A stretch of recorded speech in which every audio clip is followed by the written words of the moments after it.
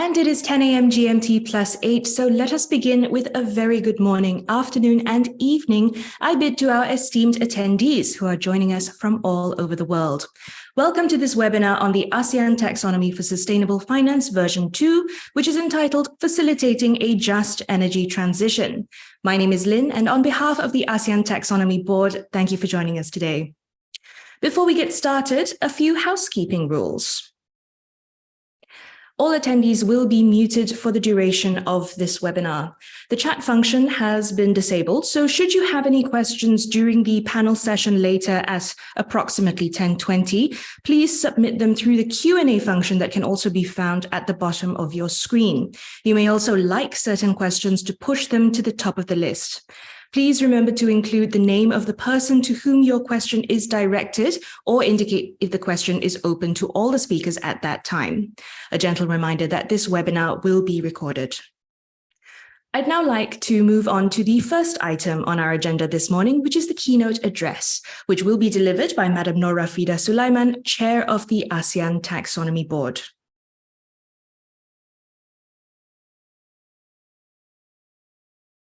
Ms. Kristen Armstrong, Senior Director Designate for Finance Sector, ASEAN Development Bank, distinguished members of the ASEAN Taxonomy Board, esteemed panelists and valued participants. Assalamu alaikum and a very good morning from Brunei. So welcome and thank you for attending our webinar this morning entitled the ASEAN Taxonomy version 2, Facilitating a Just Energy Transition. As the chair of the ASEAN Taxonomy Board, the ATB, it gives me great pleasure to deliver the keynote address, which marks yet another important milestone in the ASEAN sustainability journey. So, ladies and gentlemen, allow me to provide a brief background of the ASEAN Taxonomy Board, the ATB, and its purpose. For everyone's information, the ATB was established in March 2021 under the auspices of the ASEAN Finance Ministers and the Central Bank's Governors Meeting with the vision of driving sustainable finance and investments in the ASEAN region. It was clear from the outset that a common understanding of what it means to be sustainable would be crucial if we wish to further strengthen the sustainable finance agenda in ASEAN. This was the genesis of the idea for regional sustainable finance taxonomy as a key impetus to harmonize the definitions of green and sustainable activities across the ASEAN member states. Thus, the ATB was formed to develop, maintain, and promote the ASEAN taxonomy for sustainable finance. And in November 2021, the ATB published version 1 of the ASEAN taxonomy to serve as an overarching guide for the identification and classification of sustainable projects and economic activities within the region. It also acts as a guide designed to enable a just transition towards sustainable finance adoption by the ASEAN member states. And to cater for the diversity and the different development stages of the ASEAN member state, the ASEAN taxonomy employs a multi-tiered approach consisting of two main components, that is a principles-based foundation framework and the plus standards. It also contains several key components such as the environmental objectives and the essential criteria for the assessment of the economic activities, in addition to a list of 6 focus sectors and 3 enabling sectors. So the chair of ATB Working Group 3, Datin Azarina, will describe this in more detail a bit later. And building upon the foundation laid in version 1, a targeted consultant exercise was conducted in 2021, just last year, with valuable feedback received from various regional and international stakeholders towards the development and subsequent launch of version 2 of the ASEAN taxonomy in March of this year. And version 2 completed the sector agnostic foundation framework comprising of detailed methodology for assessing sustainable activities. And meanwhile, under the plus standard, it features the technical screening criteria for the energy sector, representing first of the 6 focus sector, as well as carbon capture, utilization and storage as the first of the 3 enabling sector. So in this version 2, the ATB recognizes and goes a step further by considering ASEAN specific circumstances in which coal still represents a major source of energy. And as the global first for a regional taxonomy, the ATB has thoroughly considered how and where the coal phase-out can play a significant role in decarbonization to support the Paris Agreement's goal.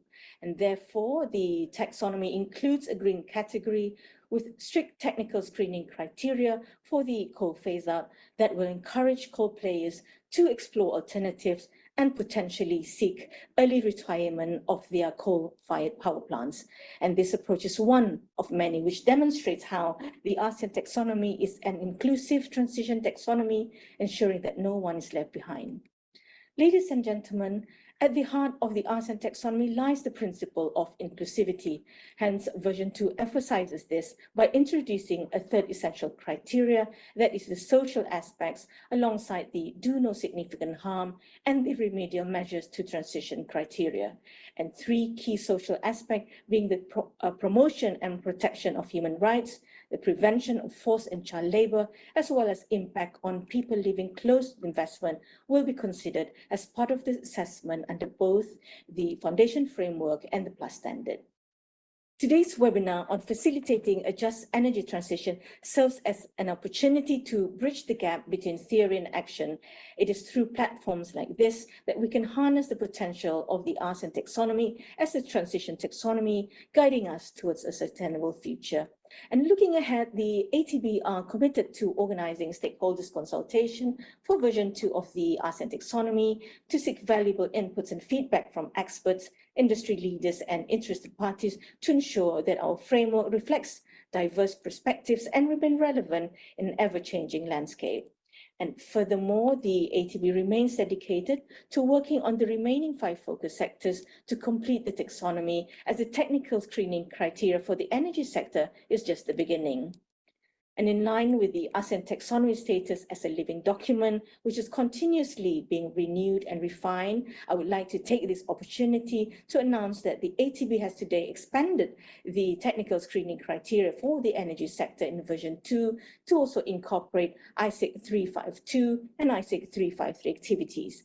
You may find the updated version of the ASEAN taxonomy either in the ASEAN, the ACMF, or the Sustainable Finance Institute Asia Sophia's website accordingly.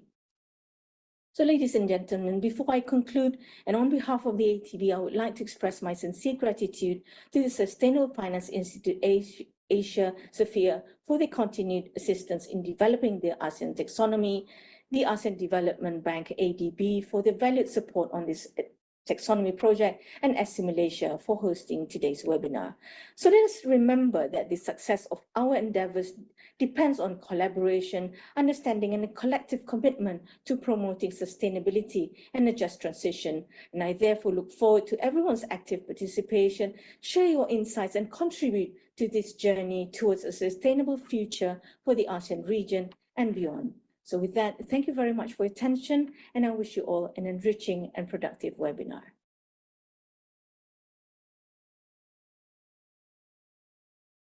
Thank you, Madam Nora Fida, for the remarks and welcome. Moving on to the next item on our agenda, which is the special remarks.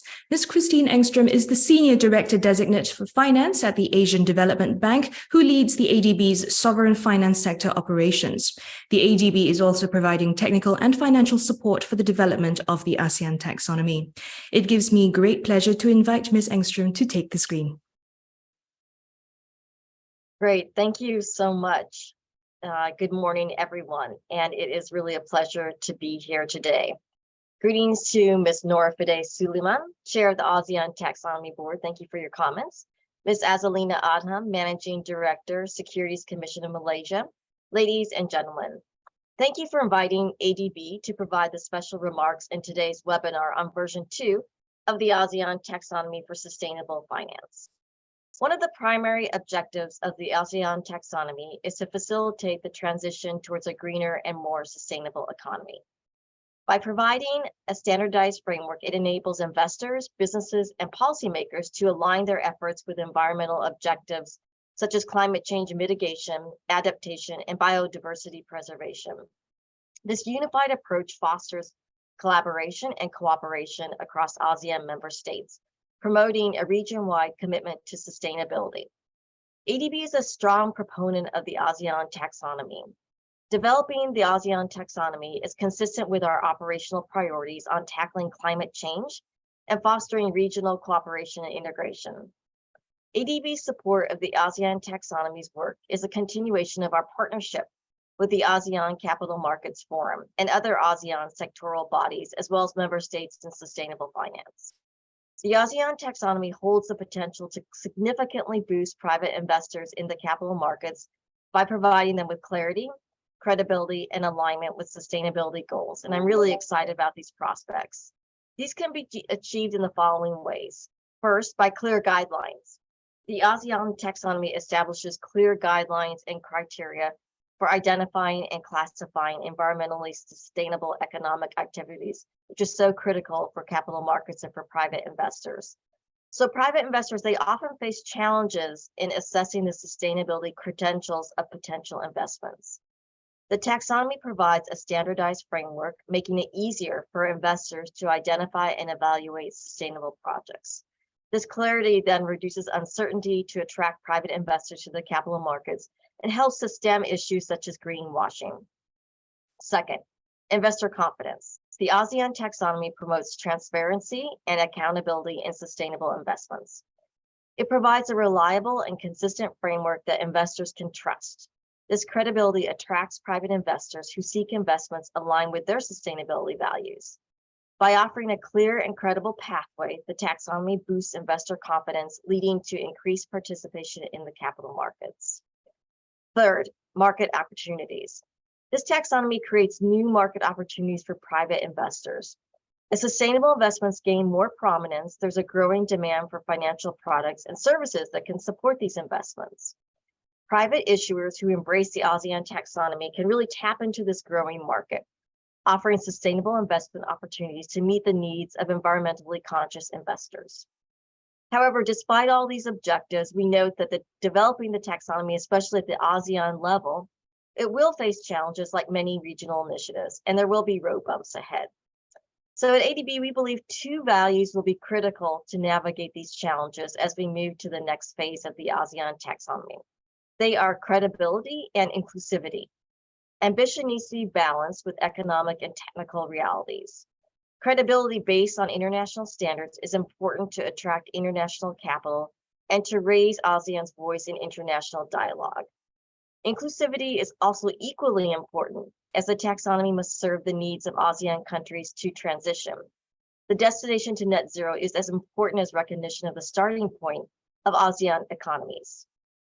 It is with this in mind that ADB applauds version 2 of the taxonomy, and especially the announcement of the threshold and matrix for coal phase out. This has actually marked the first time that any regional taxonomy provided clear conditions under which coal phase out can obtain transition financing.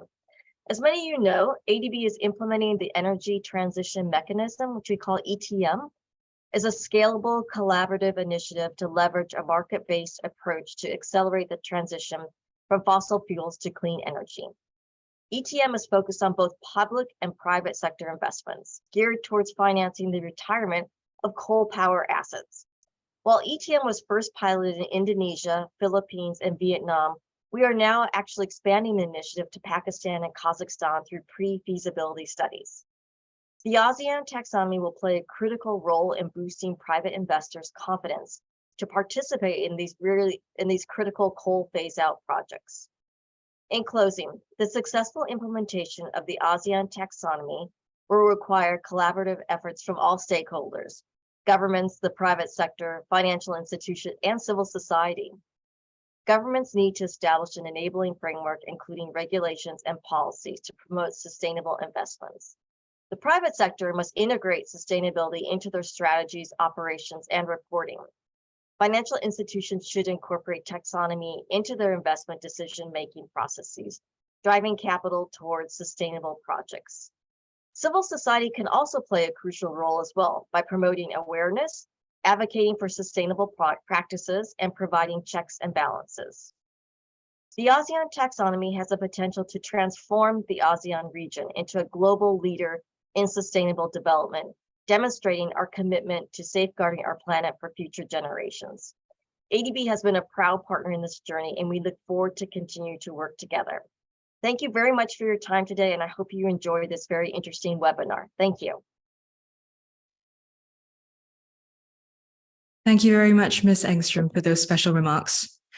Now, our next speaker will be presenting an overview of version 2 of the ASEAN Taxonomy for Sustainable Finance, which was released on the 27th of March.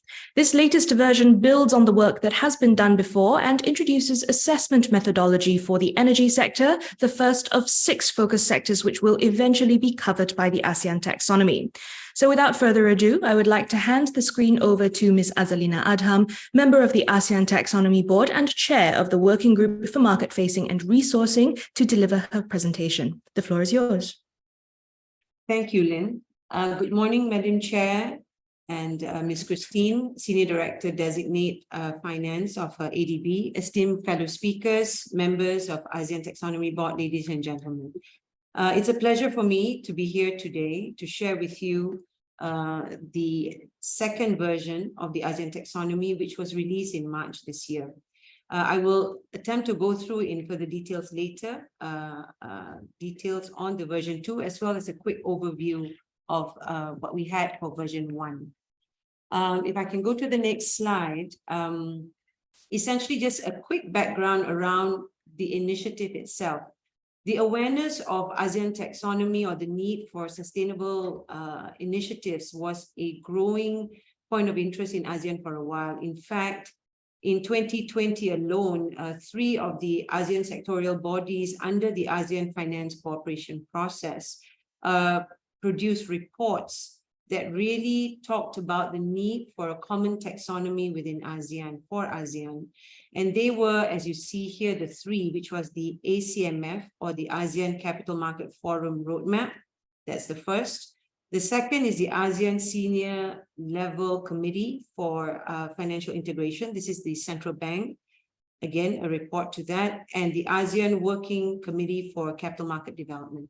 These 3 reports really reiterated the need for a common ASEAN taxonomy to help facilitate the agenda for ASEAN.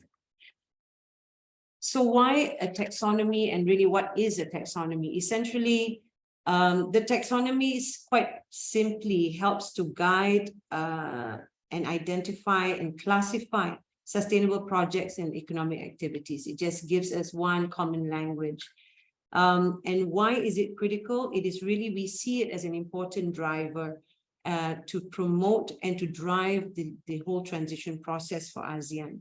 The reason why this is critical is, you can see in the left box there, where we say that a common without a common taxonomy, the progress and the description of what is sustainable will become fragmented, and this will discourage investors to look at ASEAN as a sector. It will result in higher, it won't encourage investors. It will hamper the growth of ASEAN as a class for sustainable assets. It will provide lack of clarity for business and investors, and essentially, I think the cost of due diligence for people to assess as to whether or not something is a sustainable asset becomes very expensive. So it will not attract investors. It will not also facilitate financing. And I think the last point that is a concern for ASEAN was that we certainly don't want to adopt a taxonomy that may not be suitable for us. So that's one. Second is that the taxonomy provides a voice, a very concerted voice for ASEAN to take on and really bring on the conversation into the international fora, both from a financial perspective as well as from an investment perspective. That would be very key. So it's a very consolidated effort. It provides a very consistent and credible approach, which can help us better secure global acceptance. I think that is critical.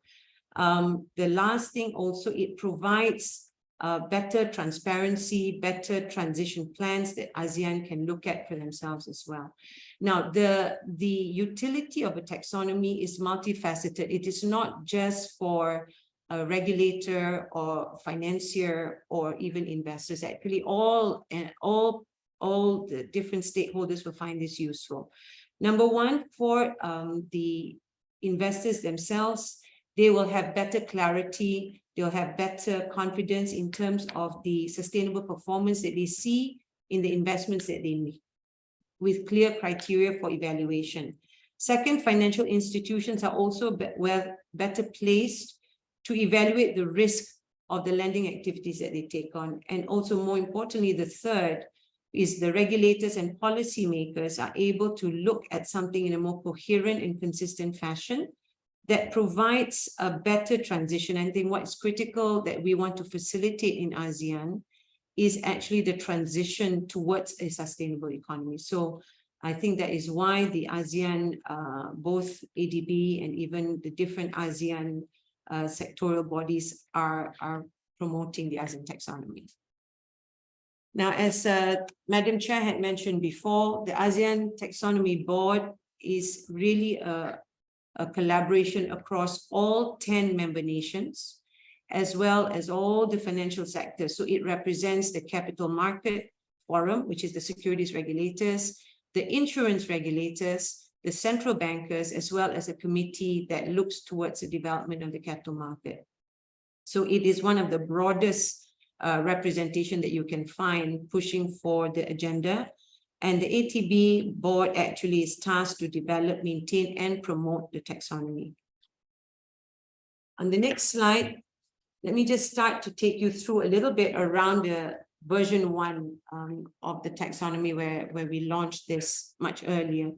Really, there were 5 principles that form the foundation of the development of the ASEAN taxonomy. The first is actually that it is meant to be an overarching rule for all member states, while providing each country and each nation their own autonomy to chart their own path, including the development of their own national taxonomy, and to cater for the nuances of their own domestic markets. So really, the taxonomy was meant to provide a broad guide, a regional commonality towards our sustainable efforts. That's one. The second was really to look for it to be interoperable. ASEAN isn't an island, it's a group of nations, so it must interoperate with other groups of nations, and therefore that was a key tenet of the second principle, and therefore alignment to more established taxonomies like EU was a key consideration. The third is the fact that understanding our nuances, being having different levels of development within ASEAN member states, the need for the taxonomy to be inclusive and beneficial to all is critical. And therefore, one of the key elements you find in the ASEAN taxonomy is that it is layered or phased in manner. You will see that across both the foundation framework as well as the PLAS standards in all of the development work we do, is that it provides for an ability for everyone to find a place in where they step up on their sustainability pathways. The fourth principle is realizing that we are providing the multi-layers and the multi-phase. One thing that is crucial here is that we also wanted it to be science-based. And therefore, this provides this to be a very credible and science-based framework. So principle 4 embodies that. And last but not least, the fifth principle is that it must be also aligned to the activities and initiatives that is inherent in the capital market, in the banking sector, as well as in the insurance sector. So these were the 5 principles that we looked at when we developed the ASEAN taxonomy in the first version, and that still holds true. In terms of the design, very quickly, I'll take you through, as Madam Chair had mentioned before, in the tiered approach, we have 2 buckets of criteria or chapters, as you can see. First is the foundation framework. The foundation framework provides common principles where all ASEAN countries can actually look to describe. It's more qualitative in nature, and it is sector agnostic. So essentially, it helps commence the journey or the sustainable journey for every single member state. That's what we wanted. The PLAS standard is where we provide additional guide for member states to look at how they can further qualify or benchmark the eligible green activities. So it provides a bit more metric-based measurements. It provides more screening criteria of the focus sectors and enabling sectors that we have identified. So really between the two, one is a bit more qualitative in nature, which is foundation framework. And the second plus standard is a little bit more metric and threshold criteria based. That's kind of the difference between the two in the taxonomy. Now, this is the ASEAN taxonomy sort of architecture for the first version. I'll just take you through very quickly. On the far left, you see the economic, the environmental objectives. Essentially, for ASEAN taxonomy, we have 4 environmental objectives and 2 essential criteria. The 4 environmental objectives are actually similar, very similar to the 6 EOs that is found in the EU economy, and therefore it is quite interoperable between the 2 taxonomies. What is critical that we wanted to highlight, I wanted to highlight here, is that in the foundation framework, as you can see, we have a foundation framework and class standard below. In the foundation framework, the economic activities must fulfill at least one of the EOs. And in this first instance is actually the climate change mitigation, and they must fulfill both essential criteria. That is the first stage, because I think in the first version, we wanted to at least take everybody on the journey and focus on the climate change mitigation. It is quantitative based, the foundation framework, and it is a single sector agnostic decision tree was applied there for people to decide what is eligible, whether it was classified as green, amber, or red. So the foundational framework was really focused on one EO, which was the climate change mitigation, and that it actually had a set of qualitative based assessment in order for them to decide which category they fell into, green, amber, or red. Now, the second interesting bit was the fact that, as you can see, we have introduced what is a traffic light system instead of a binary system that was found in the EU. I want to spend a little bit of time on this one to share the principle why we took this approach in ASEAN. The amber category provides both financing and investment transitional activities to be catered for by the different developing nations. This is very, very key for ASEAN. So we did not feel that it was suitable for us to just simply have a binary green where it complies, or red. So the introduction of the amber is a very critical feature that we have in the ASEAN taxonomy. In terms of the plus standards now, similarly, while it goes into the metric, it identifies the metric and thresholds that can be applied to the 6 sectors that you see on the left, the focus sectors, and the enabling sectors you see on the 3 enabling sectors on the right.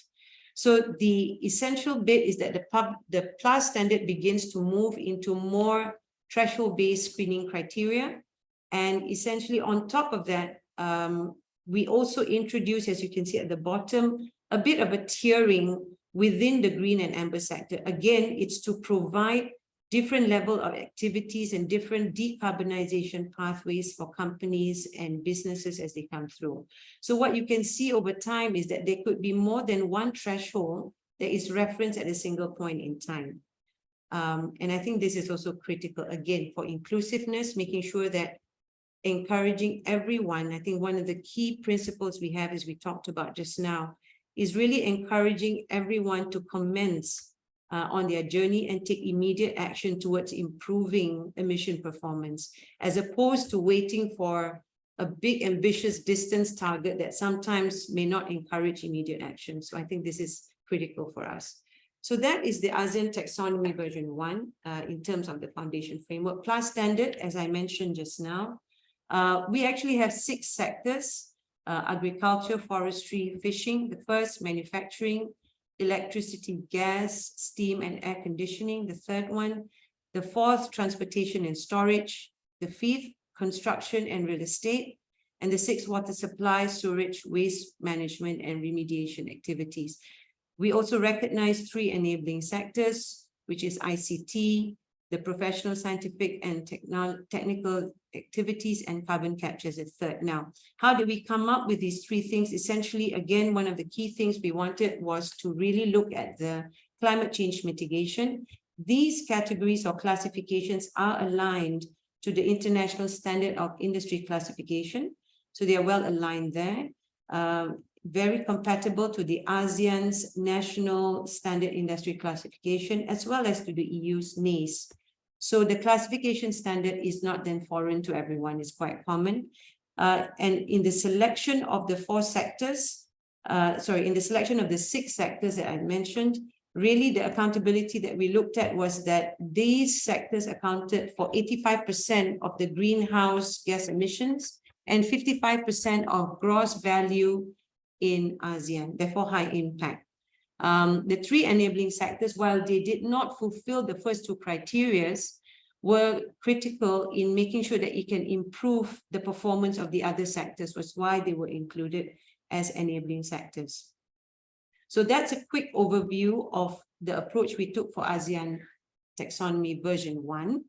And we're quite happy. I wanted to just take a moment to share as to how and the traction that we've seen that we're very proud of at ATB. Number 1 is the Net Zero Bank Alliance Transition. It's a mouthful, but it's Net Zero Bank Alliance Transition Finance Guide. This was the ASEAN Taxonomy was mentioned, but more importantly, it was also recognized as very useful benchmark that the banks could use to reference and verify the claims of their clients. It also recognized that it was very much a document that provided a very versatile framework for the banks. And more importantly, that it was useful for them to assess their banks that was operating in different countries with different levels of development, different sizes, different statuses. So again, the fact that it was multi-tiered, the fact that it had the amber category was actually very useful. They found it very useful. Similarly, in the PRI and the World Bank also featured this, recognizing that the multi-tiered approach was also useful in supporting that agenda. And the third was the OECD report, also mentioning not just the taxonomy, but the fact that the multi-tiered framework helped to accommodate the differences of development in the ASEAN member states, therefore providing a bit of a pathway, while different but heading in the same direction for all member nations. And more critically mentioned in the OECD was the fact that there was also a sunset clause that was also provided there. So this was actually the acknowledgement that we also wanted as one of the pillars you saw in the principle about being aligned to global standards. Yeah. Now, bringing you to the purpose of what we're discussing today, which is version 2 of the taxonomy. So as we developed the ASEAN Taxonomy version 2, we proceeded with, as we would in the first, with stakeholder engagements. And these were the 5 feedback we got from the consultation that we had undertaken. Number 1, again, the fact that it's interoperable. I think this is a very common feedback across all standards, that it be interoperable. So this is, again, was reiterated. Alignment to national standards was critical. Data, particularly data that is not only available, that it can be used and that is consistent, that is transparent. While data continues to be a challenge, not just for ASEAN, but for actually all taxonomies, I think there is some synthesis of proxy data that we used to actually help fill some of these gaps. The fourth was really looking at the social issues, and this is actually being addressed within the ASEAN second version. The other was to actually have the more clarity around the tier setting, and again, the fifth feedback is also being addressed in the version 2. Just a quick overview of the version 2. Again, here is, we see this as a living document because it will have to be reviewed to take into account just overall development, technology, scientific, as well as economic development. We are looking to actually we completed consultation in August, and the version 2 was published in March, just recently in March this year. Social aspects has been included into as a third essential criteria for the version 2. The social criteria, I just wanted to share very quickly in terms of social aspects.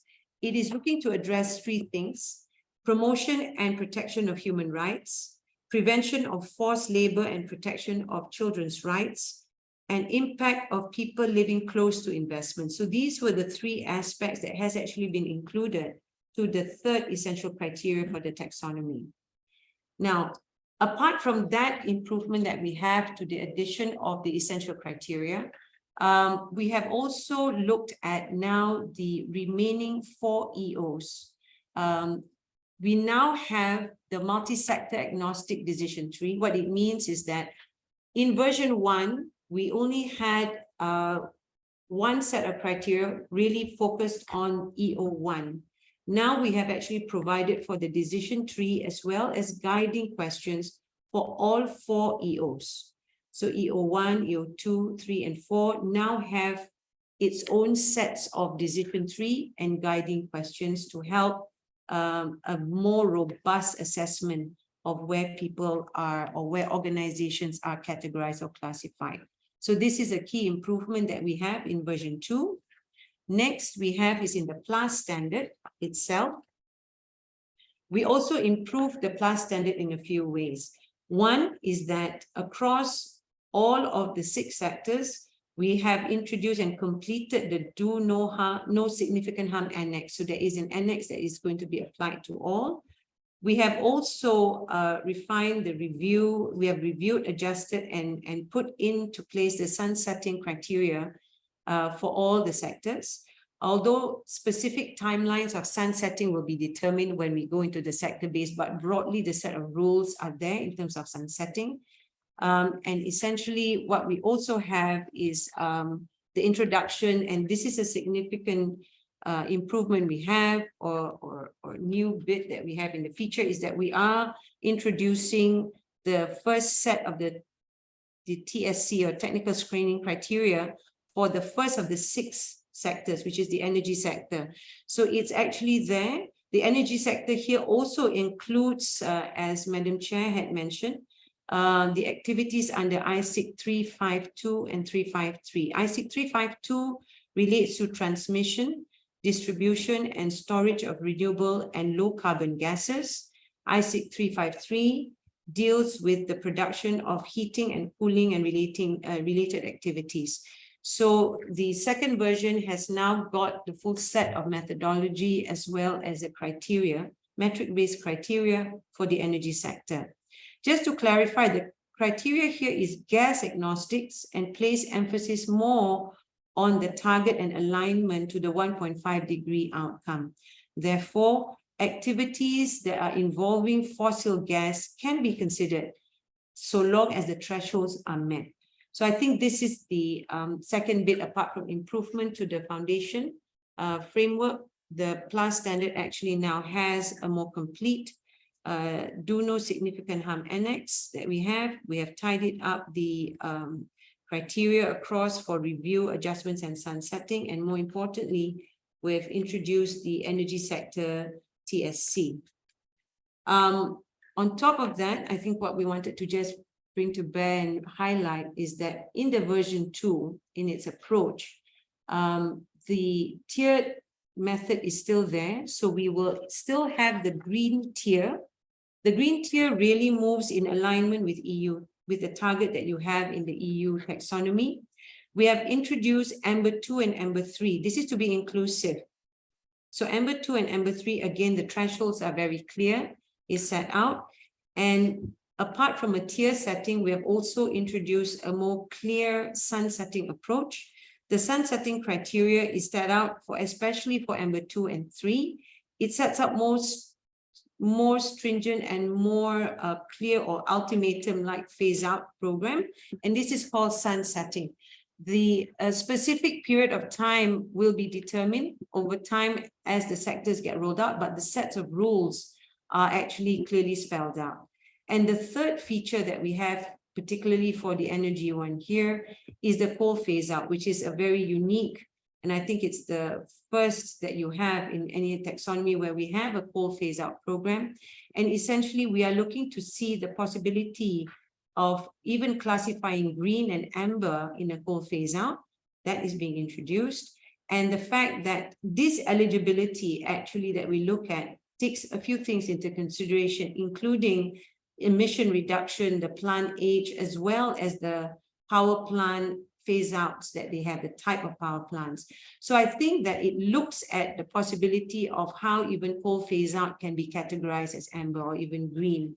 Let me just take you a little bit deeper into that discussion. So if we go to this next slide, the coal phase out that we have provided for in the version 2.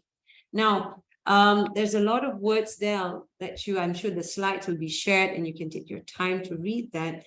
But really, in a nutshell, the green category is one that is aligned to the 1.5 degree and net zero by 2025 aspiration. It's there.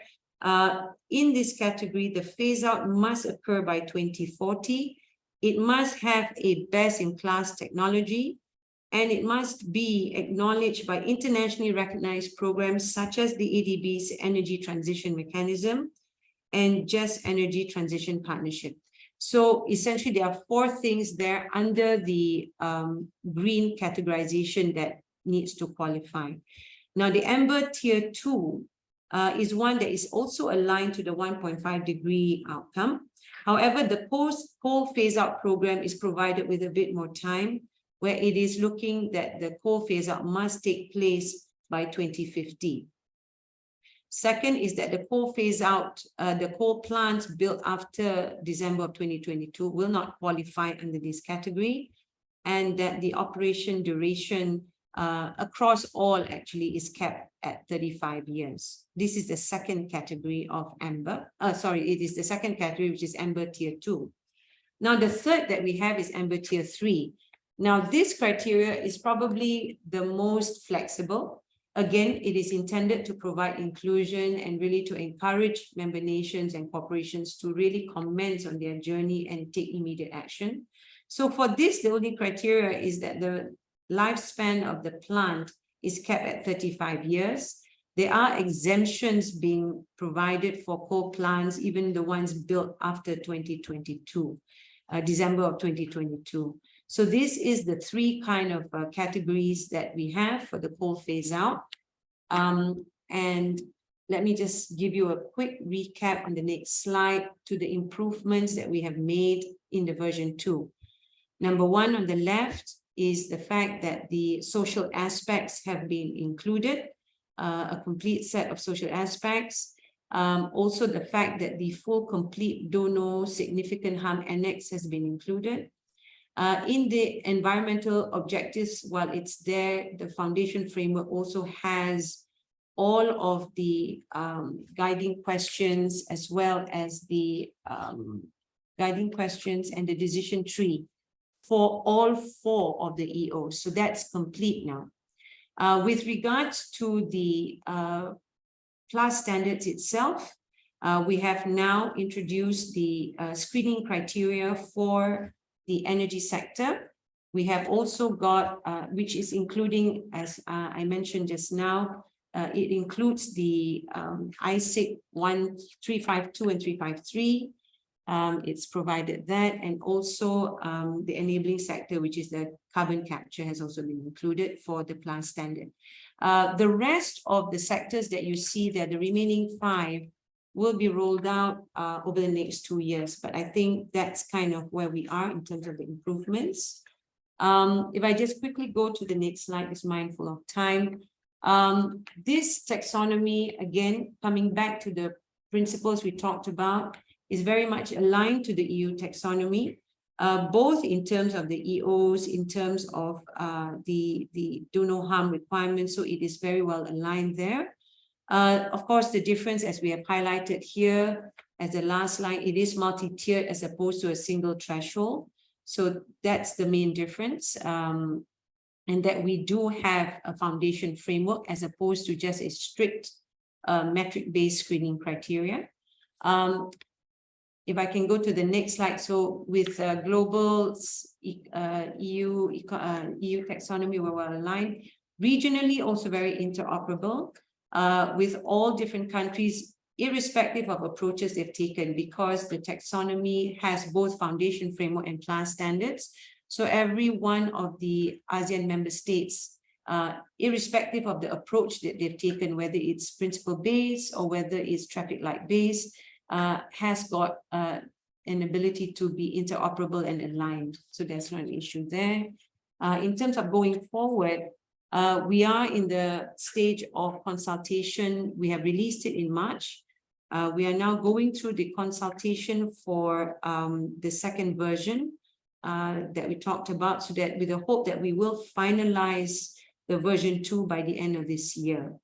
In terms of, so we are seeking feedback, and we would certainly welcome your feedback on the taxonomy version 2. We will provide the ATB's email address in the chat box shortly. We welcome your feedback and inputs to that. And again, as I mentioned earlier, for the rest of the next 2 years, we will be looking to develop the remaining of the 5 focus sectors and enabling sectors, the 2 enabling sectors. The next and final slide I have here is that the information, the most updated version 2, reflecting and incorporating the technical screening criteria for ISIC 352 and 353, will actually be now available on these sites, both ASEAN, ACMF, and SFIA. So please ensure that you have the right version, the most updated version dated today. I think the link for the PDF document will also be shared in the chat box shortly. With that, I'd like to thank you all for attending our webinar today, and we look forward to the feedback that we can get from everyone, and really looking forward to the next webinar. Thank you. Thank you, Ms. Azalina, for that presentation. Now, I do note that we have a raised hand from the attendees list this morning. Unfortunately, we will not be taking voice questions. However, if you do have questions, I do encourage you to make use of the Q&A box at the bottom of your screen. In addition, audience members who wish to peruse version 2 of the ASEAN taxonomy for further details of what has been presented, the links will be made available in the chat box. So the document is available for download at the websites of ASEAN.org, the ACMF, as well as the Sustainable Finance Institute Asia, which is the host of the ATB. So links will be placed in the chat, if I may direct audience members to them to see if that also answers your question. So version 2 of the ASEAN taxonomy signifies an important step in ASEAN's transition journey. But to achieve a just transition, how do we ensure that no one gets left behind as the energy sector progresses along the transition pathway? Our panel session this morning will discuss, among others, how the taxonomy will assist in the energy transition of ASEAN member states, as well as the early retirement of coal-fired power plants and transition to renewable energy. To moderate that session is Mr. Eugene Wong, CEO of the Sustainable Finance Institute Asia, which is the host of the ATB. And joining him is a panel of experts. We have Ms. Nella Srihendrieti, Director of the Center for Regional and Bilateral Policy at the Ministry of Finance Indonesia, Mr. Muhammad Sani Ismail, Principal Finance Specialist at the Asian Development Bank, Mr. Mushtaq Kapasi, Managing Director and Asia Pacific Representative from the International Capital Markets Association, and Mr. Kelvin Fan, Deputy Director of the Asia Pacific Network at the Glasgow Financial Alliance for Net Zero. I would now like to invite all of our esteemed panelists to turn on their cameras for the duration of this webinar. And once that's done, of course, I'm handing it over to Eugene. Eugene, please take it away. Thank you very much, Lynn. And of course, our esteemed panelists, thank you very much for joining us today. I noted that today the ATB has released an update to version 2 covering activities 352 and 353, as well as the related updates to the annexes on the DNSH. So please do download version 2 for the update, and you'll find very interesting aspects that may be useful to your business planning and your policy planning as well. So with that, let me move on to the panel. Thank you very much again to the panelists for joining us. And we heard a lot about how the ASEAN taxonomy came into being just now from Datin Azalina's presentation, and also how it has been evolving to meet the needs of ASEAN. So one very important thing is that the ASEAN taxonomy actually is a transition taxonomy, and one of the unique features that's mentioned just now is the inclusive multi-tiered approach, which was conceived when other taxonomies are actually using a single threshold, and that of course resulted in binary decisions. So naturally at that point, when the ASEAN Taxonomy Board was looking at this multi-tiered approach that would give stepping stones, if you like, to users to be able to reach a particular net zero goal, there were questions as to how this would be operationalized. Now, we have seen this translated on paper now for the energy sector in version 2. In the case of electricity generation, for example, the first tier, the most ambitious tier, has been set at 100 grams per kilowatt of CO2 per kilowatt hour. Tier 2 at between 100 and 425 grams of carbon dioxide per kilowatt hour, and tier 3 between 425 and 510 grams of CO2 per kilowatt hour. So this is very interesting because we want to explore the question as to how this multi-tier concept has been able to translate into the actual technical screening criteria. And how well do you think it's been able to do that? Perhaps I can invite Mushtaq to start first as an independent observer. Thank you very much, Eugene, and really honored to be part of this esteemed panel and to see the great work done on the ASEAN transition or the ASEAN taxonomy. So just a bit of introduction, if you don't mind first, a bit of context that I represent ICMA, which is, as many of you may know, the Secretariat for the Green and Social Bond Principles, as well as the Sustainability-Linked Bond Principles. So our main function is as an international organization to help facilitate sustainability products. And so I think that's important in two ways. First of all, we represent the interests of participants and stakeholders across the capital markets, especially the bond markets. And secondly, what we're really focused on is how the taxonomy can be used to actually facilitate financing for sustainable projects and for transition. So that's really the way, the lens through which we look at the ASEAN taxonomy. And in those respects, the ASEAN taxonomy does very well, at least in my personal opinion. I think it's very useful guideline from a previous speaker from ADB talking about the balance between credibility and inclusivity. I think that's extremely important, something that we strive for at ICMA in terms of our market guidelines as well. And in my view, the tier system actually accomplishes that in a quite elegant manner. Let me go into a bit more detail. So when you have the tier 1, that is basically the most strict. And as far as I can tell, the tier 1 technical screening criteria are designed in order to be consistent with the leading international standards and other leading international taxonomies, including product standards such as the Green Bond Principles. What that means is that if an issuer wishes to have a product that is clearly within the guidelines of the Green Bond Principles and wants to reach international investors as a green bond or as a green green instrument, then they can use the tier 1 criteria and effectively do that. Tier 2 and 3 are actually also useful. Tier 2 is designed for transition.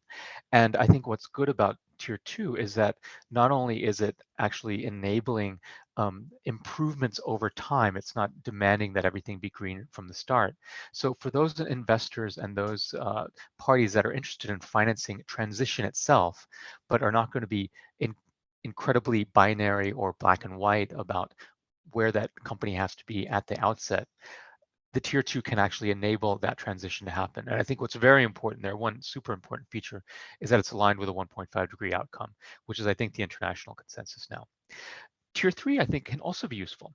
Now, while a tier 3 issuance or a tier 3 company may not be green enough or ambitious enough to comply with the Green Bond Principles, or even to reach the level of ambition required by many investors in transition, I think what's useful there are the basic guidelines, right? And especially the the basic criteria for mitigations of harm, for environmental outcome, and just for the initial ambition to start on that sustainability pathway. I think that's actually an important step for many actors in ASEAN who haven't even begun that process of building a sustainability framework. So I think that is something that can enable one stepping stone to the next, so to speak, rather than just insist that they get all the way to the end in one step. So I'll stop there, but happy to answer any more questions. Thank you very much, Mushtaq. That's really useful. Ibu Nella, transition is the key to ASEAN's decarbonization, and Indonesia has actually been championing a just and affordable transition. So why is energy transition important for ASEAN, and how do you think that the ASEAN taxonomy can help in the regional decarbonization journey? Thank you, Pak Eugene, and good morning, good afternoon, good evening to everyone, and thank you for the opportunity to talk in this panel. To address Pak Eugene question, I will start with why energy transition is important for ASEAN. I start with the size of economy of ASEAN is quite relatively big. It has a combined GDP of $3.3 trillion US dollar. The fifth largest economy in the world, or around 3.5% of the world GDP.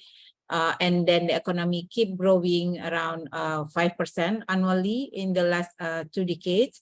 And then, but also the region also account for 5% of the global energy demand.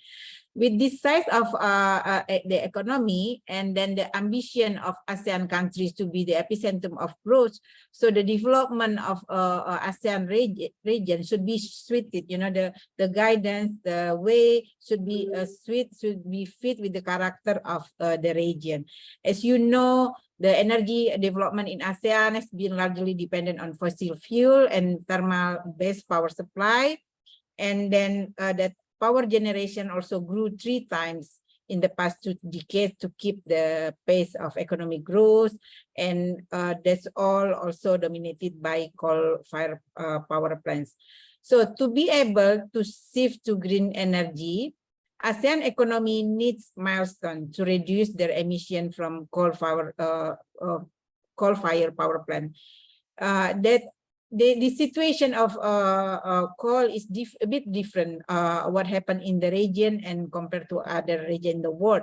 In these ASEAN countries, their power plants are still far from retirement age and still very productive. If the government close them without the transition process, the country will end up with stranded assets. That's why the transition process or energy transition is an important step for countries in their journey to achieve net zero.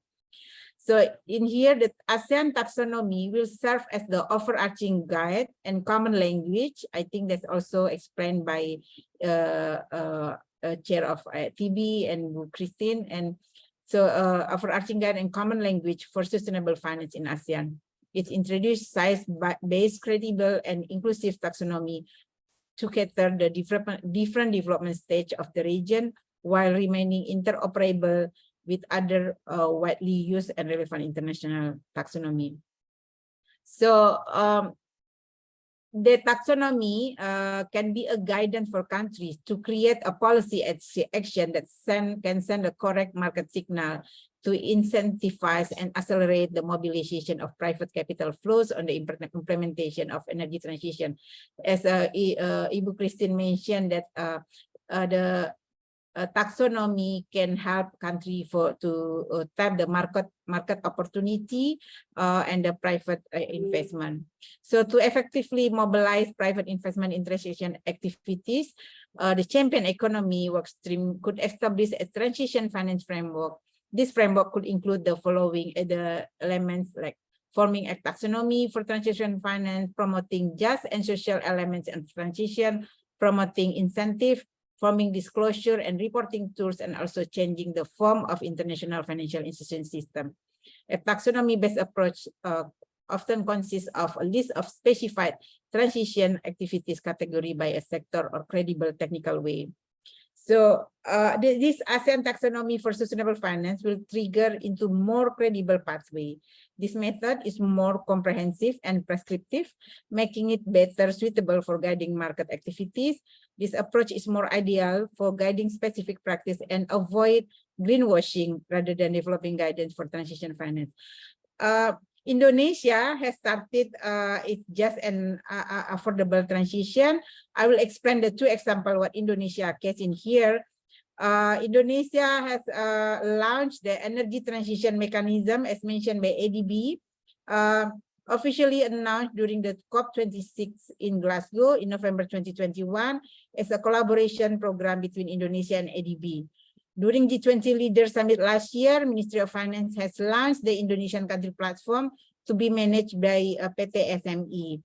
The establishment of this country platform is aimed at mobilizing international and private participation in financing the energy transition mechanism project in a blended finance scheme that can be undertaken through modalities such as loan or refinancing, cash injection, and counter guarantee and equities investment. Indonesia is currently developing regulation as well to provide fiscal facilities to attract private sector to join this program. This facility offer will include government investment, government guarantee, and public-private partnership (PPP).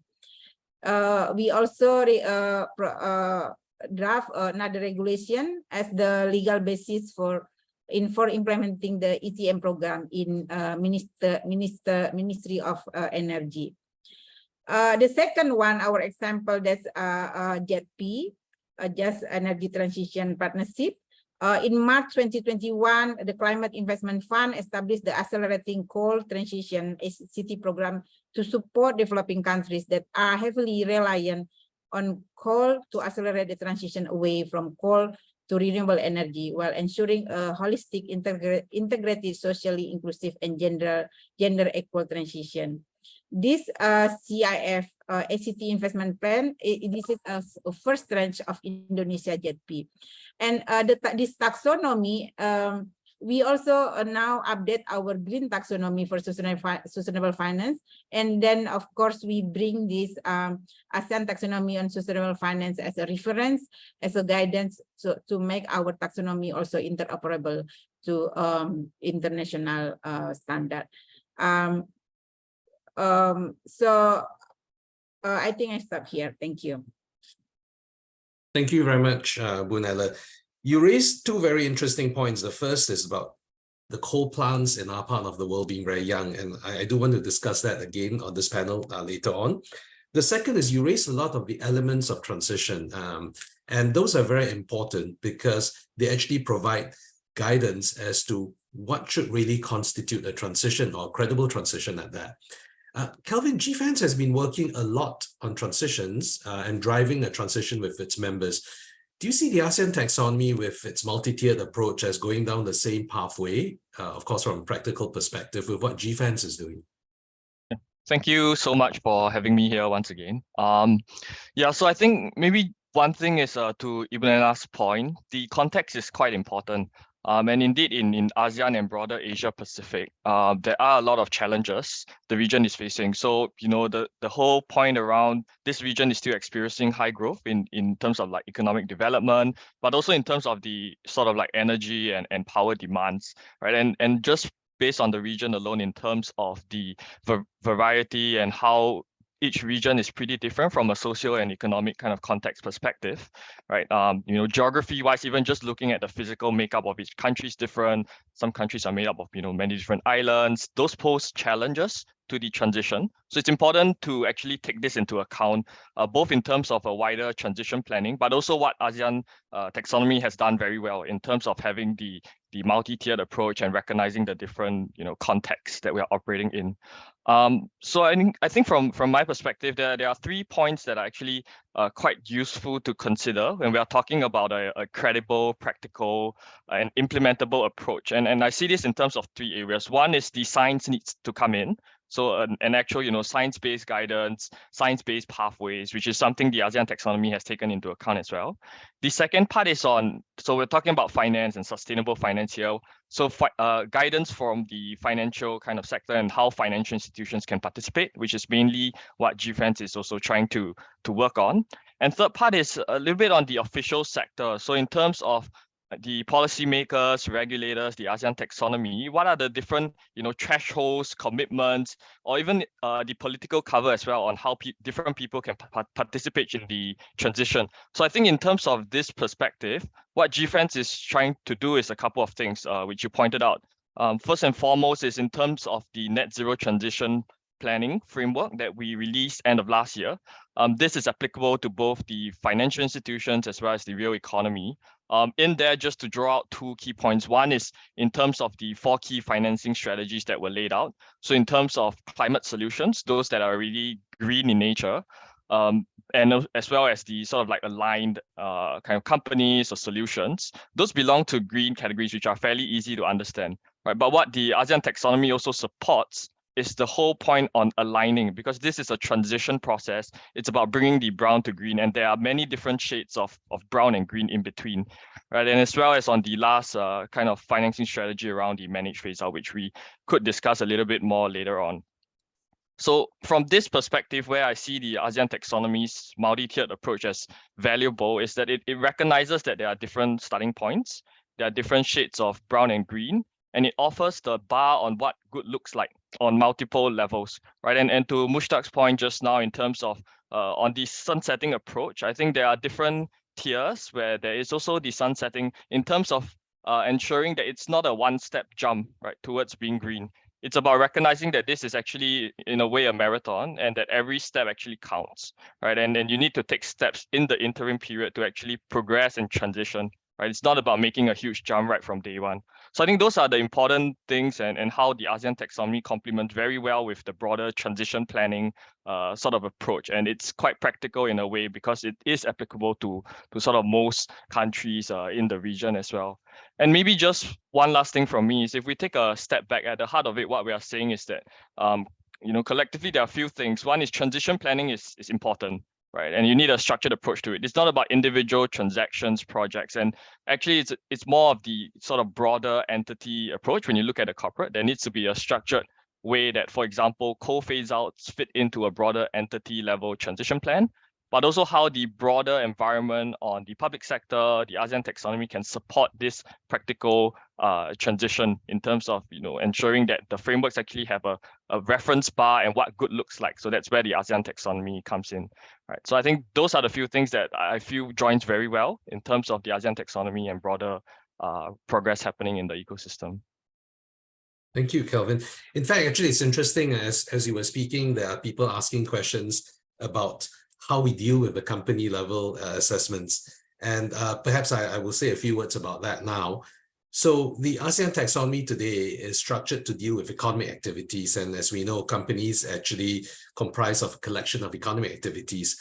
So the way to assess this traditionally with other taxonomies as well is to aggregate the different economic activities for the company and to see how the company is doing overall. This is something the ASEAN Taxonomy Board is working on to look for the best way for us to be able to aggregate economic activities for companies and to be able to use that aggregation as an assessment. So that's work in progress, and it's going to be announced in further versions of the taxonomy.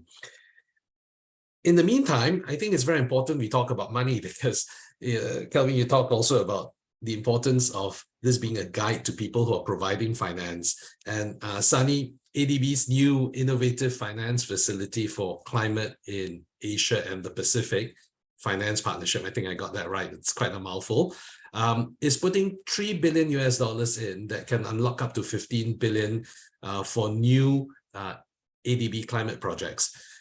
So if this is done, of course, the ADB will be able to significantly help accelerate climate action and achieve more ambitious results. Will something like the ASEAN taxonomy be able to help guide ADB's efforts in channeling these funds? Thanks, Eugene. Thank you. And you did get it right, the ICAP Innovative Finance Facility for Climate in Asia and Pacific. I also like to take this opportunity to thank the organizer, the ASEAN Taxonomy Board, SOPIA, as well as SC Malaysia for inviting ADB to this webinar. So going back to your question on ICAP, so if I take a step back and just briefly explain on how ICAP works, it's basically a partnership between ADB and certain member countries where they will provide guarantees for part of ADB's sovereign loan portfolio. And this will essentially enable ADB to free up capital to increase lending for climate investments. Based on our simulations, that has shown that for every $1 that is guaranteed, up to $5 of new climate loans can be generated. And that's how we come to the number of 15 billion increase for critical climate projects. So the point here is that there's a recognition that more funding and more financing is required in member countries, in developing Asia, if we're going to meet net zero targets. That's in terms of the amount of financing. Now, the question is, how do we identify and prioritize these climate projects, getting the biggest bang for the buck from a developmental perspective? And I think this is where the ASEAN taxonomy can play an effective role for two reasons, Eugene. First is that the ASEAN taxonomy is not only based on the traffic light system, it's not just principle based, but it includes metrics and threshold for key sectors. And that's very useful because these numbers in terms of the threshold can provide a reference point for national taxonomies. For example, we've spoken a little bit on coal phase out, where there's exact threshold being provided for green, amber tier 2 and amber tier 3. In addition, the second reason, because the taxonomy is also uses a multi-tiered system, which allows different countries in the ASEAN region to position itself in terms of where its starting point, which threshold it wishes to position itself. That then enables ADB, in our lending, in our investment, to then target those countries and use the taxonomy as one of its reference points in terms of saying, okay, this particular project can be categorized as green, amber tier 2 or amber tier 3, and once it meets those criteria, then that will enable ADB to target investments better. I'll give you a simple example. ADB has a project called SDG Indonesia 1 in Indonesia, which is targeting to leverage private capital for green infrastructure, green projects. So, obviously one of the key considerations here would be what constitutes green? What do we mean by green? So in that sense, I think, ADB can use the ASEAN taxonomy as one of the considerations, along with, of course, Indonesia's own taxonomy, hijau, or green taxonomy. So these are part of our considerations, and I think it will be very useful. I'll stop there first. Thank you. Thank you, Sunny. That's very useful. You mentioned coal phase out, and Ibu Nella just now talked about how in this part of the world, our coal plants are actually younger, so we have a much younger fleet than other parts of the world. That's really important, and the ASEAN taxonomy is the first taxonomy to actually provide some form of a technical screening criteria for coal phase outs and early retirement of coal. And indeed, the coal phase out technical screening criteria is one of the boldest elements of the ASEAN taxonomy to date. So Ibu Nella, if I can come back to you and ask you, how can the ASEAN taxonomy help specifically with ASEAN's energy transition given the age of the coal fleets? And what are the benefits of the ASEAN taxonomy introducing a coal phase out criteria? Did it have to do that? Yeah, thank you, Pak Eugene. So as explained by Ibu Azalina in the beginning, we already issued taxonomy version 1, version 2. Version 1 have the key concept and design elements, including multi-tier approach, and version 2 has incorporated enhancement to the concept and design element in version 1. And then we also have the foundation framework, environmental objective, and social criteria. In perspective of policymakers like me, the unique of the version 2 is the technical screening criteria in the plus standard that you mentioned, that we have the coal phase out that included in the tiers. And that's actually important part that reflected the real process and effort by ASEAN countries. As you know, the spirit in the ASEAN taxonomy is in line with the spirit of ASEAN centrality, strengthen the sense of ASEAN identity and belonging among the peoples of the region. This is reflected in the taxonomy commitment to facilitate the transition that is demonstrated by the criteria developed to address early retirement of coal plants in the region that aims to facilitate a credible and science-based transition away from coal. And as you mentioned, this is the first taxonomy to publish the technical screening criteria for coal phase out to encourage early action to reduce the region's reliance on coal as a major energy source. So what is to include the benefit? As you know, this approach provides a flexibility for ASEAN member states, where each of them is allowed to choose suitable pathway relevant to their domestic consideration and to capture different starting point across ASEAN member states in particular economic activities.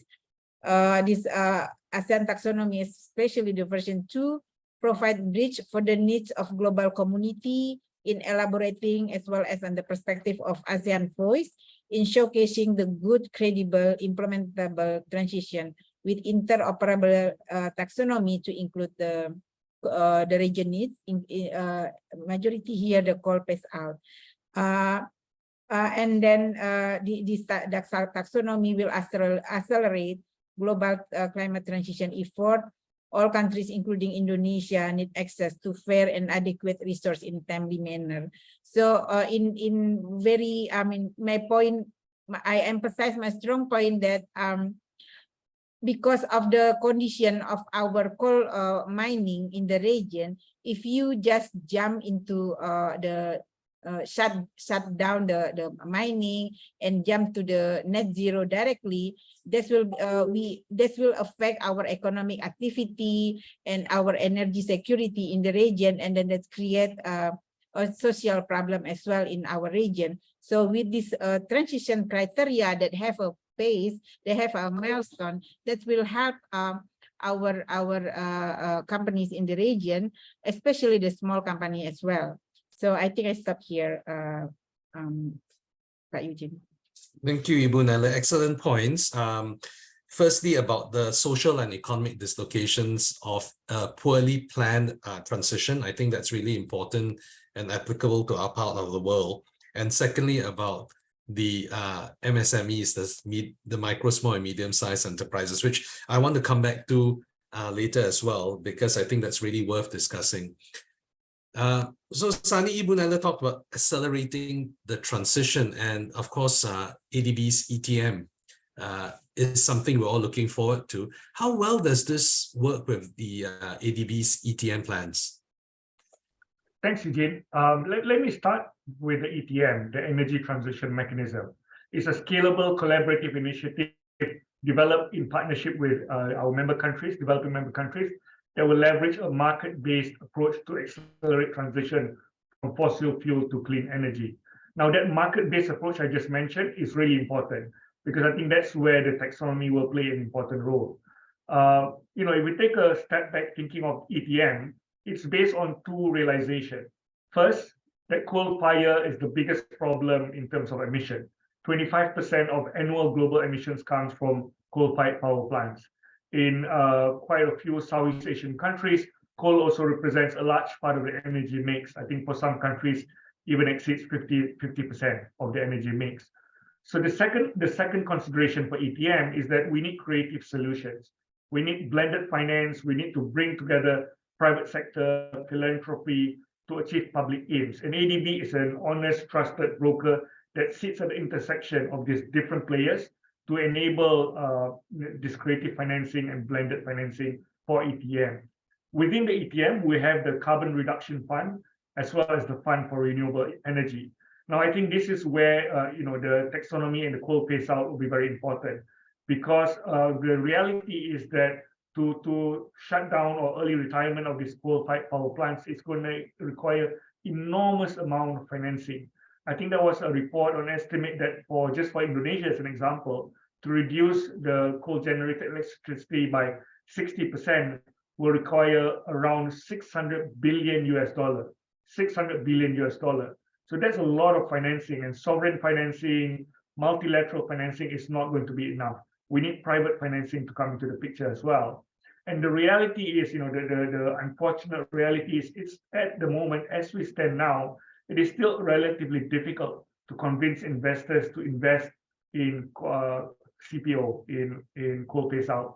The general view is that CPO is still seen as somehow investing in coal.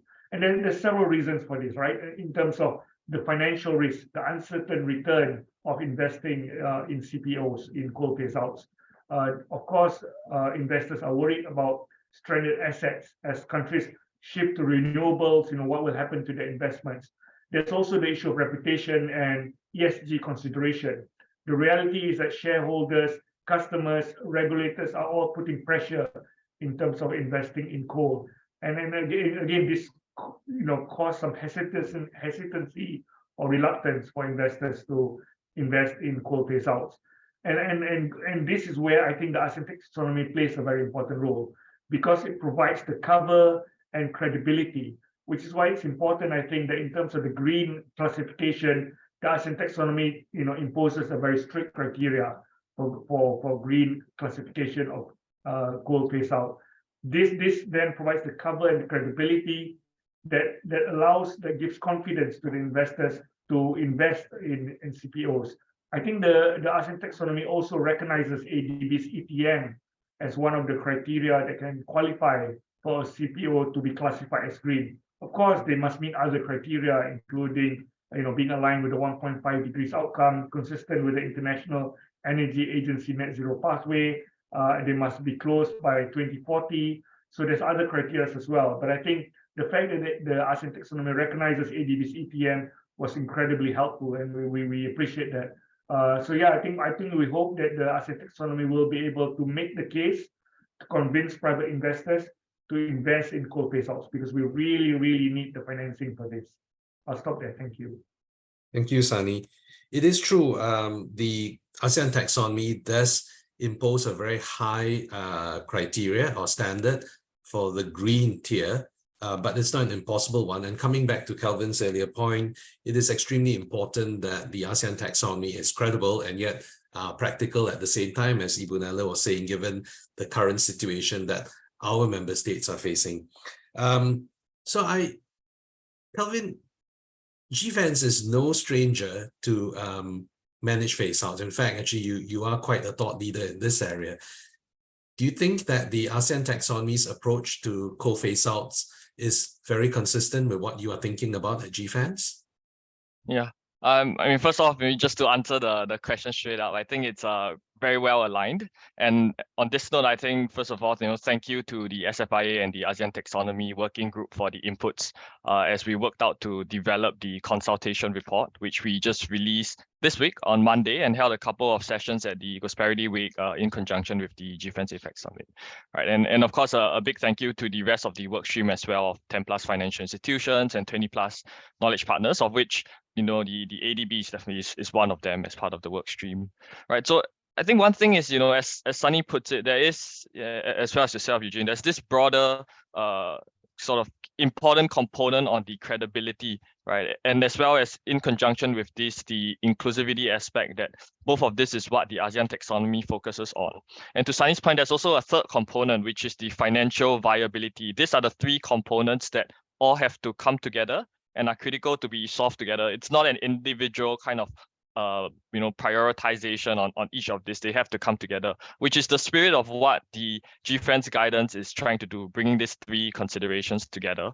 So maybe just as a brief introduction, for those who haven't managed to look at the consultation report yet. So we at the GFANZ APEC Network put out this consultation report on financing the managed phase out of coal-fired power plants in Asia Pacific. Just earlier this week, and it's in public consultation to the 4th of August, right? Broadly, just to tease out the key aspects of the report, we laid out a three-step approach that shows how a financier, a financial institution, could approach and think about, how they want to actually participate and finance such phase-out transactions, right? And the three steps broadly are, first of all, ensuring the credibility of the financing that goes into the managed phase-out, and looking at it from three different levels. So the government, the entity, and the asset level. So a little bit more on this, on what we mean is, so at the government level, it's useful for the financier to actually think about, whether or not, what's the degree to which there's a government climate commitment to the phase out and actually moving towards the net zero goal. So some of the useful things that would potentially, for example, align with the IEA net zero pathway would be having, some sort of a no new coal statement, or also an actual coal phase out date. So things like that are something that would give higher confidence for a financier to participate. Right. Second is, other than that commitment, at the government level, is there some sort of energy transition planning? Because when you think about phasing out of the coal-fired power plants, right, to Ibu Nella's point as well, and many of the panelists that have made earlier, there needs to be also a twinning in terms of a ramp up or a clean replacement, right? If not, it will result in some sort of a unorderly transition. If you just take it away, it could potentially affect the millions of lives that are around the different plants. Right, and the entity level, which is also what some of the questions have come through from that we see in the chat as well, is that at the entity level, is there also that commitment to actually not, replace this phase out with another sort of coal plant, right? In the interest of, having no leakage as well as avoiding the moral hazard risk that comes with this. Right, and of course, recommendation 4 is again to the point on the moral hazard, and 5th one is thinking about whether or not this financing actually helps to accelerate, right, the transition and the phase out itself, right? Because some of the plants could very well actually embark on the journey itself, and so there needs to be a think about this, because again, to Sunny's point, there needs to be an enormous amount of capital that comes in, right? And it's not just the private capital, but the private but public capital, to think about how do you catalyze and crowd in private financing towards the transactions that actually need them the most. Right, so this is on the step A. Step B, which is where I think there's a huge amount of alignment with the ASEAN taxonomy, is in terms of how do you optimize meaningful impact. And we say this meaningful impact because we think that there are those 3 components that I had outlined above that are important. So it's not just about maximizing the climate impact, but you also have to think about the financial viability considerations, and it's more of a holistic financial viability. So it's not just in terms of the actual, transaction and the whole capital stack, but also thinking about the associated support measures and the associated costs in terms of the socio-economic measures that would be required as part of it.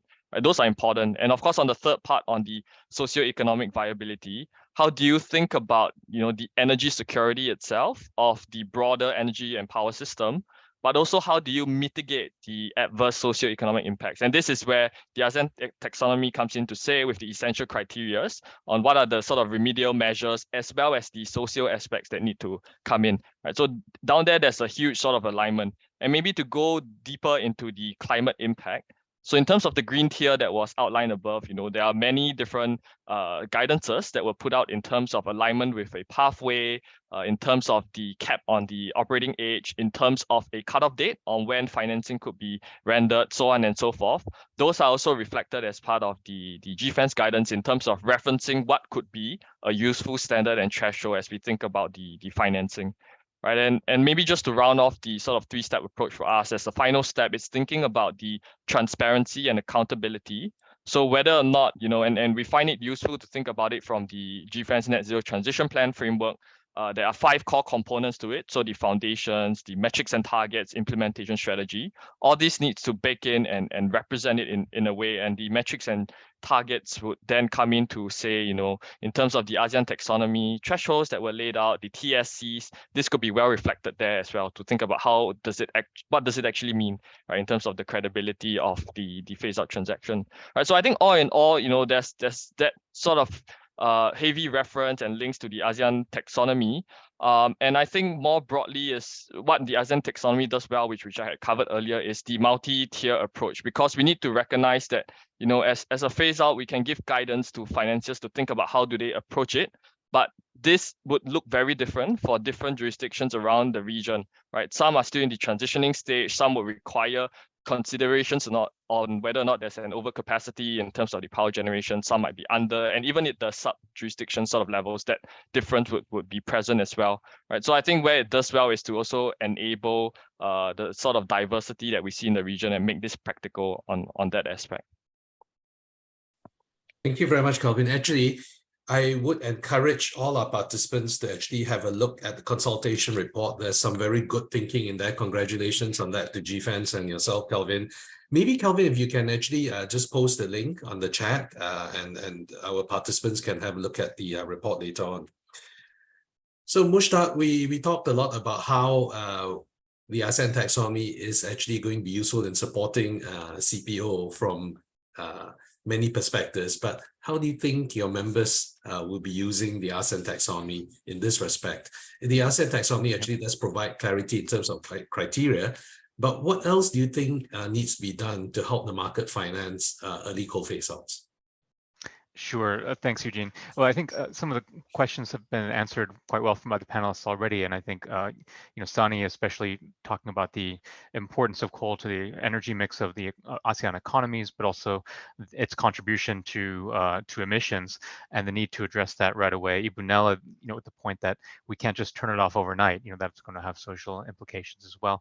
And I think Kelvin and I'm looking forward to reading the consultation report as well. I think makes a very crucial point about financial viability. So I think in some sense, the ASEAN taxonomy also already goes a long way. It's also quite innovative in the way it includes coal phase out as a category and provides some level of detail to give guidance on what is adequate level of ambition, adequate transition. I think it's also extremely helpful that it already cites the ETM and the JETP, the Just Energy Transition Partnership, as leading examples of what can be a viable coal phase out.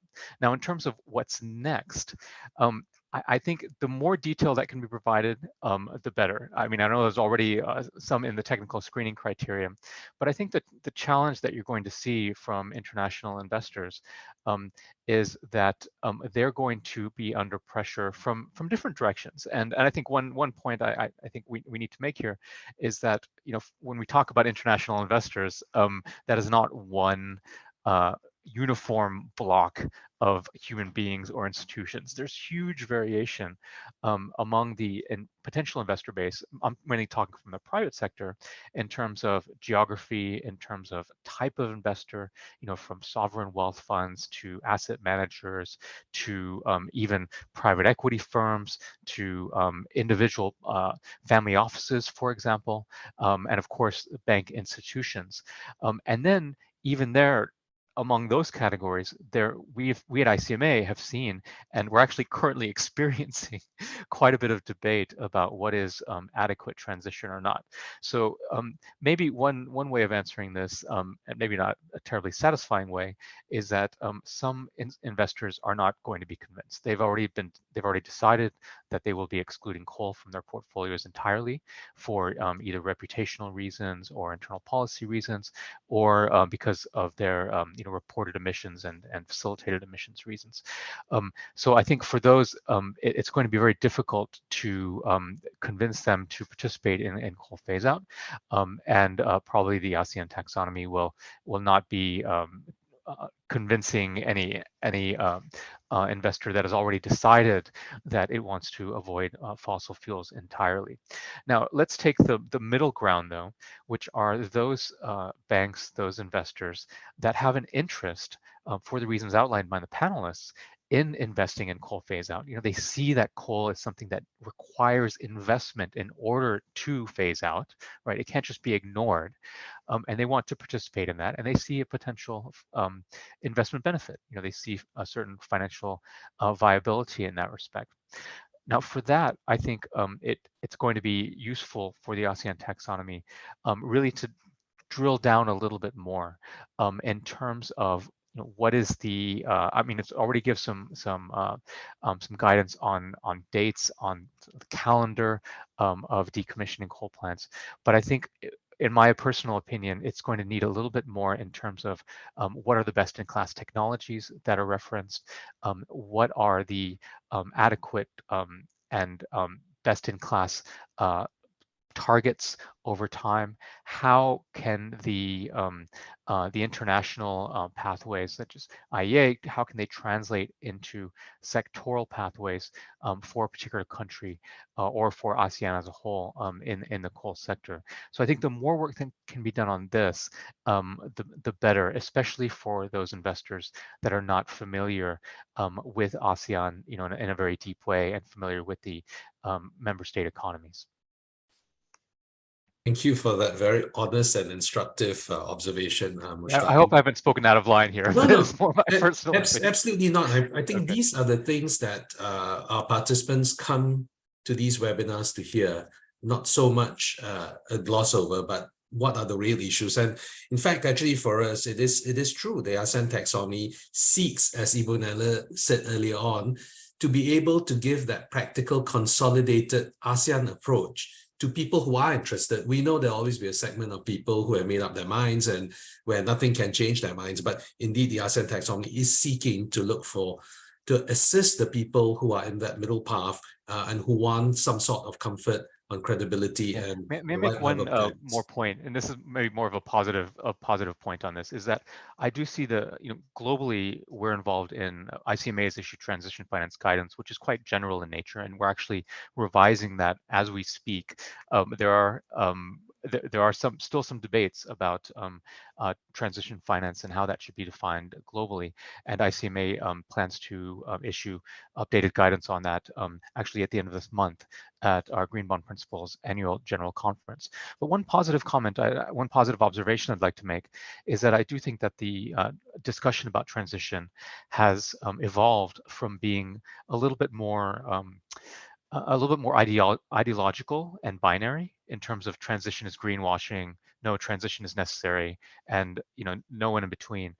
I think now generally speaking, the people who are somewhat sophisticated and experienced in this space are talking about transition is necessary. I think there's agreement on that, but what kind of level of transition is sufficient, and what are the details, what are the specific thresholds and levels of ambition needed for transition. So it's gone from a very kind of philosophical discussion to one that's more technical in nature, where there can be differences of opinion, but these differences of opinion are reasonable differences of opinion that can be solved through dialogue and through technical analysis. So that's actually quite encouraging to me, and I think the ASEAN taxonomy does a great job in actually coming out very honestly and very forcefully with a concept of what viable transition is going to be in the coal phase-out phase. Thank you, Mushtaq. Let's talk transitions. I mean, you've talked a lot about transitions, and Kelvin also mentioned it just now. So the ASEAN taxonomy technical screening criteria thresholds kind of give the what for transitions, right? Where do you have to be? But in ASEAN, we do realize that we're looking at the ASEAN taxonomy operating alongside a transition finance framework as well as disclosures to be able to drive the entire ecosystem. Sani, what do you think the ASEAN taxonomy can be used for by the public and private sector investors to actually deliver a transition? How do you think we can further promote the use of the ASEAN taxonomy for this purpose? Thanks, Eugene. I think you've summarized it there when you said what and how, because the ASEAN taxonomy provides you the what in terms of what it means to be green, what it means to be amber at tier 3 and tier 2, particularly with the matrix and the threshold. But it's not enough to understand what is the what. We need to also know how do we then transition. And I think that's why a transition strategy or transition finance guidelines will be very important for ASEAN as well as for the international communities. And I think we've seen this, several very useful documents out there in terms of transition finance, which gives an idea on the how. So we know the what, how do we then now transition? How do we then access the financing required for transition? For instance, ICMA has the Transition Finance Handbook, and Mushtaq mentioned just now about updating that by the end of the month. I look forward to that because I think ICMA provided a very solid basis for the initial work on transition finance when it talks about strategy and governance, environmental materiality, transition pathways to be science-based, and of course transparency, which looks at how the CAPEX and OPEX are allocated in terms of transition. GFAMS as well has a guidance on credible net zero transition plans. So again, that's a very useful reference for financial institutions. And I think the ASEAN grouping with the ASEAN Capital Market Forum will also be looking at the how in terms of helping our corporates to transition. What kind of disclosures will be required? Or for instance, if you want to issue transition bonds as a new asset class in the capital market, what kind of disclosure will be required to be so that your bonds can be classified as transition? I think we've moved quite a bit in terms of initially, if you were to think about 6 to 8 years ago, everyone was talking about green bonds, green finance, green lending. But now we know that, now we realize that you can't just go to green. You need that transition strategy. You need that transition pathway, and transition bonds, for instance, could be an effective strategy to raise capital. Now, how do you do that? That's the work of the transition guidelines that's out there, and the ASEAN will be working on as well. And crucially, we must also look at how corporates need to transition. It's not enough for just the FIs to transition. The reality is that when you talk about emission, corporates play a very important role. So we need to help the corporates in ASEAN to transition to reach the net zero. And then perhaps something to be discussed later, not just corporates in terms of big MNCs and big companies, but also MSMEs. They will play an important role as well in terms of transitioning. So I'll stop there as well. I think the ASEAN taxonomy will be an important part, but you need the transition finance guidelines to complement the ASEAN taxonomy. Thank you. Thank you, Sunny. Yes, in fact, actually, that's been something that the ASEAN policymakers have been very focused on, the fact that if you want to build an ecosystem, the taxonomy is only part of it, but we also, because it provides the what, but we also need the transition finance guidance to provide the how and the disclosures to see where the what and how are at any point of time, and will be in the future. So this point you raised about MSMEs, and Ibu Nella raised it earlier on, extremely important. We have 70 million MSMEs in Southeast Asia. Now, Ibu Nella, if I can ask you this very hard question, how can the ASEAN taxonomy be used by these 70 million MSMEs? Thank you, Pak Eugene. But before I answer that, please allow me, to address what Mustaq and Pak Sani mentioned about the viable disclosure strategy and governance and transparency disclosure, and how Pak Sani also mentioned that the taxonomy is kind of like guidelines that how the way the country interpret their regulation and the standard is very important. And as you know, this is the taxonomy that we create together is actually that's living document, and the country also work in their regulation as well. And as you know, in the working committee capital market development, and I believe in ACMF as well, we also discuss about the transition indicators. This also can be a guidance, a reference for country in designing their regulation, so we can fulfill our taxonomy can be interoperable and fulfill the international standard for the governance and the transparency. That's actually to add what Pak Sani and Pak Mustaq mentioned. And for the MSMEs, as we talk about the foundation framework and plus standard, and the one that easy to remember in my office, we say that a traffic light indicators, that's very relevant to the ASEAN context. As we know, in ASEAN, we have many different levels of economic developments, financial system, and transition path toward the green economic activities and net zero target. So that multi-tier approach provides a flexibility, especially from micro, small, medium enterprise, where each of them is allowed to choose a suitable pathway relevant to their domestic consideration, and then to gather different starting point across ASEAN member states and also across the companies, in particular economic activities. And also usually MSMEs may not have a comprehensive data. The foundation framework is very useful for them, and because they have these decision trees and then use case to be referred. So in ASEAN member countries, we have many, as you mentioned, that we have 70. For the size of a company, it is difficult for them to move green overnight, that we have mentioned before. So it's not for the country only, even for the company, they cannot move very fast. So these tiers will help them move gradually. They can transition in affordable manner and have less negative impact on economic growth and well-being. The tiers also help them to carefully plan their transition journey, because they know what they aim for, so they have the target to achieve. So there's also some example in other region. If you read, I think some other region also get assistance and for their transition for their journey to net zero, but they just use the globally accepted taxonomy while their characteristic of their economy is very different. So in their process to net zero, then they didn't use this kind that we have, that multi-tier criteria.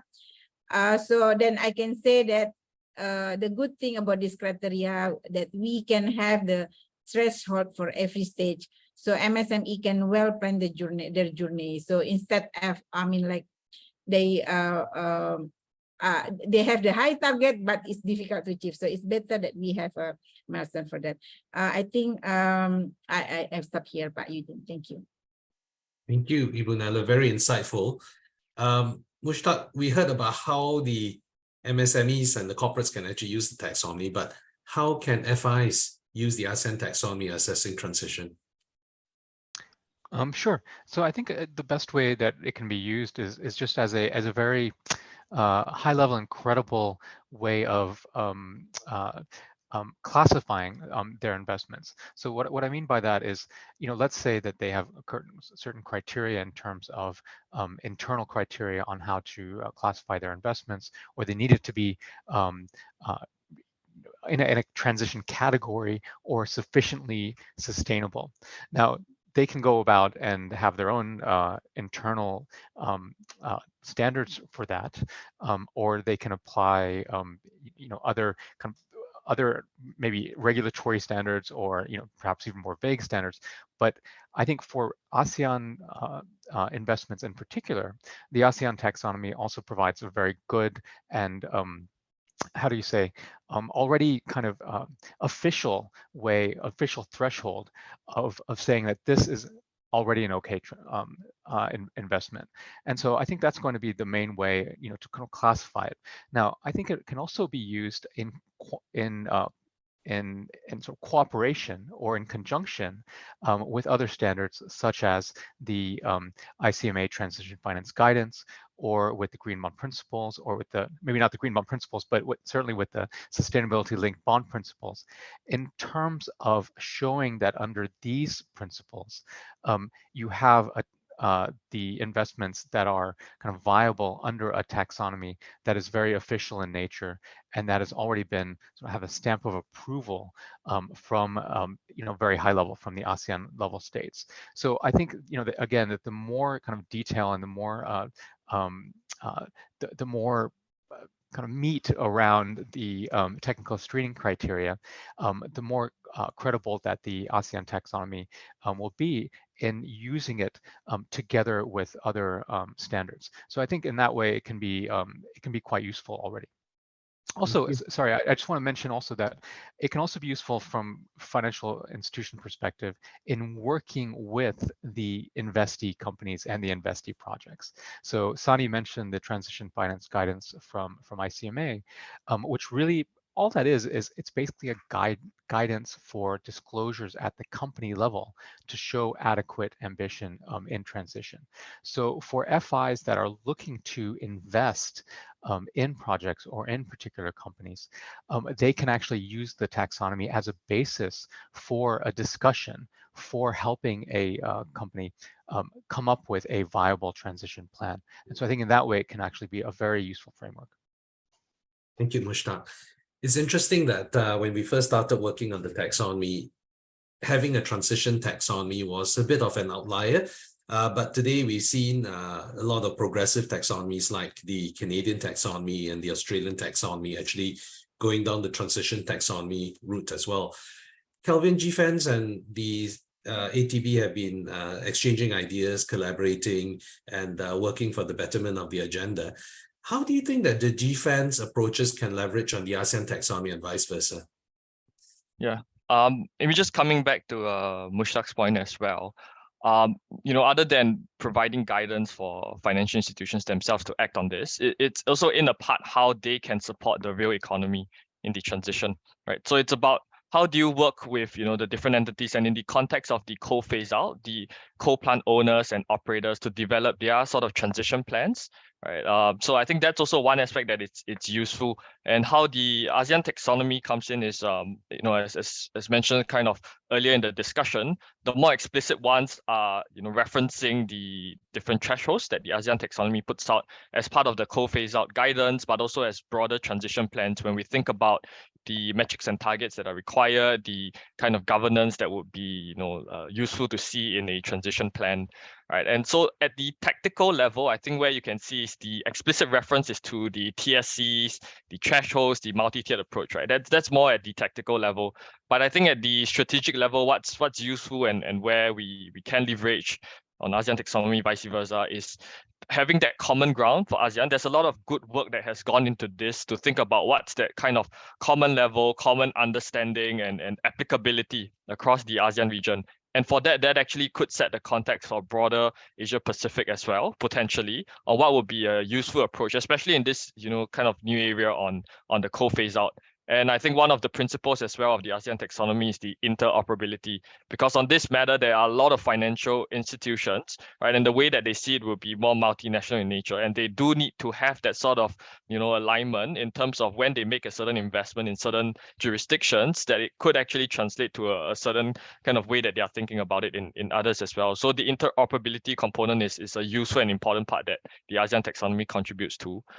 Maybe thinking about the flip side as well in terms of where this cooperation can move things forwards on transition is, number one, in terms of operationalizing the guidance. Now, I think that's where where GFANS comes into play in terms of the practical guidance on the coal phase out. So operationalizing it together in terms of thinking about practically from an FI's perspective, how do they approach the financing in terms of the actual steps they go through, how the ASEAN taxonomy thresholds and to this effect, various other thresholds could come in as part of the considerations of what good looks like or could be credible, right? And then connecting this with the region's sort of initiatives and development. So the ADB's ETM for one, the JETPs, for example, how do you then bring this, right, from the guidance into the actual what good looks like consideration into actual transactions and transitions that are happening? So it's a sort of end-to-end process, and it's in a way not just the ASEAN taxonomy, not just GFANS, it's also about the ADB, ICMA, and various other players in the ecosystem. This is an ecosystem approach, right? And to this point, what would also be useful is that, as a whole, there are many others who need to join us in this journey. So, the rating agencies, the science-based pathways. Today, we see a lot of the pathways that are more at the higher level. What's useful to also think about is at maybe the ASEAN level as well, due to the different, intricacies. That could look, the pathway is there and generally aligned, but what is it that could be different that we need to consider at a more granular level that would then connect better as well in terms of when we think about the practical implementation. Right. So I think those are the few things that would be useful as well. And maybe one last thing to highlight is on Mushtaq's point earlier on the challenges for financiers. And indeed, when this whole kind of situation around coal first started, there are a lot of policies that came into play that were pretty much, consciously or unconsciously precluding the participation, not just in coal phase outs, but, broadly in terms of the brown or even brown to green. And I think what's useful is then engaging with these participants to think about what could be refined and adapted to actually participate in this in a credible way, right? So that's where the ASEAN taxonomy comes in as well. But also more in terms of the finance emissions, which GFANS has done some work with the Rocky Mountain Institute, as well as various other players who are making progress on this area, to think about, today the approaches towards finance emissions are inherently backward looking, meaning that they do not recognize the actual sort of effort and positive impact you're making in terms of the forward-looking reduction in the real economy emissions. So I think more of this needs to come into play to join the ASEAN taxonomy, to join the various different parties that are working in this area, such that there is a proper end-to-end approach that can enable people to participate. Yeah.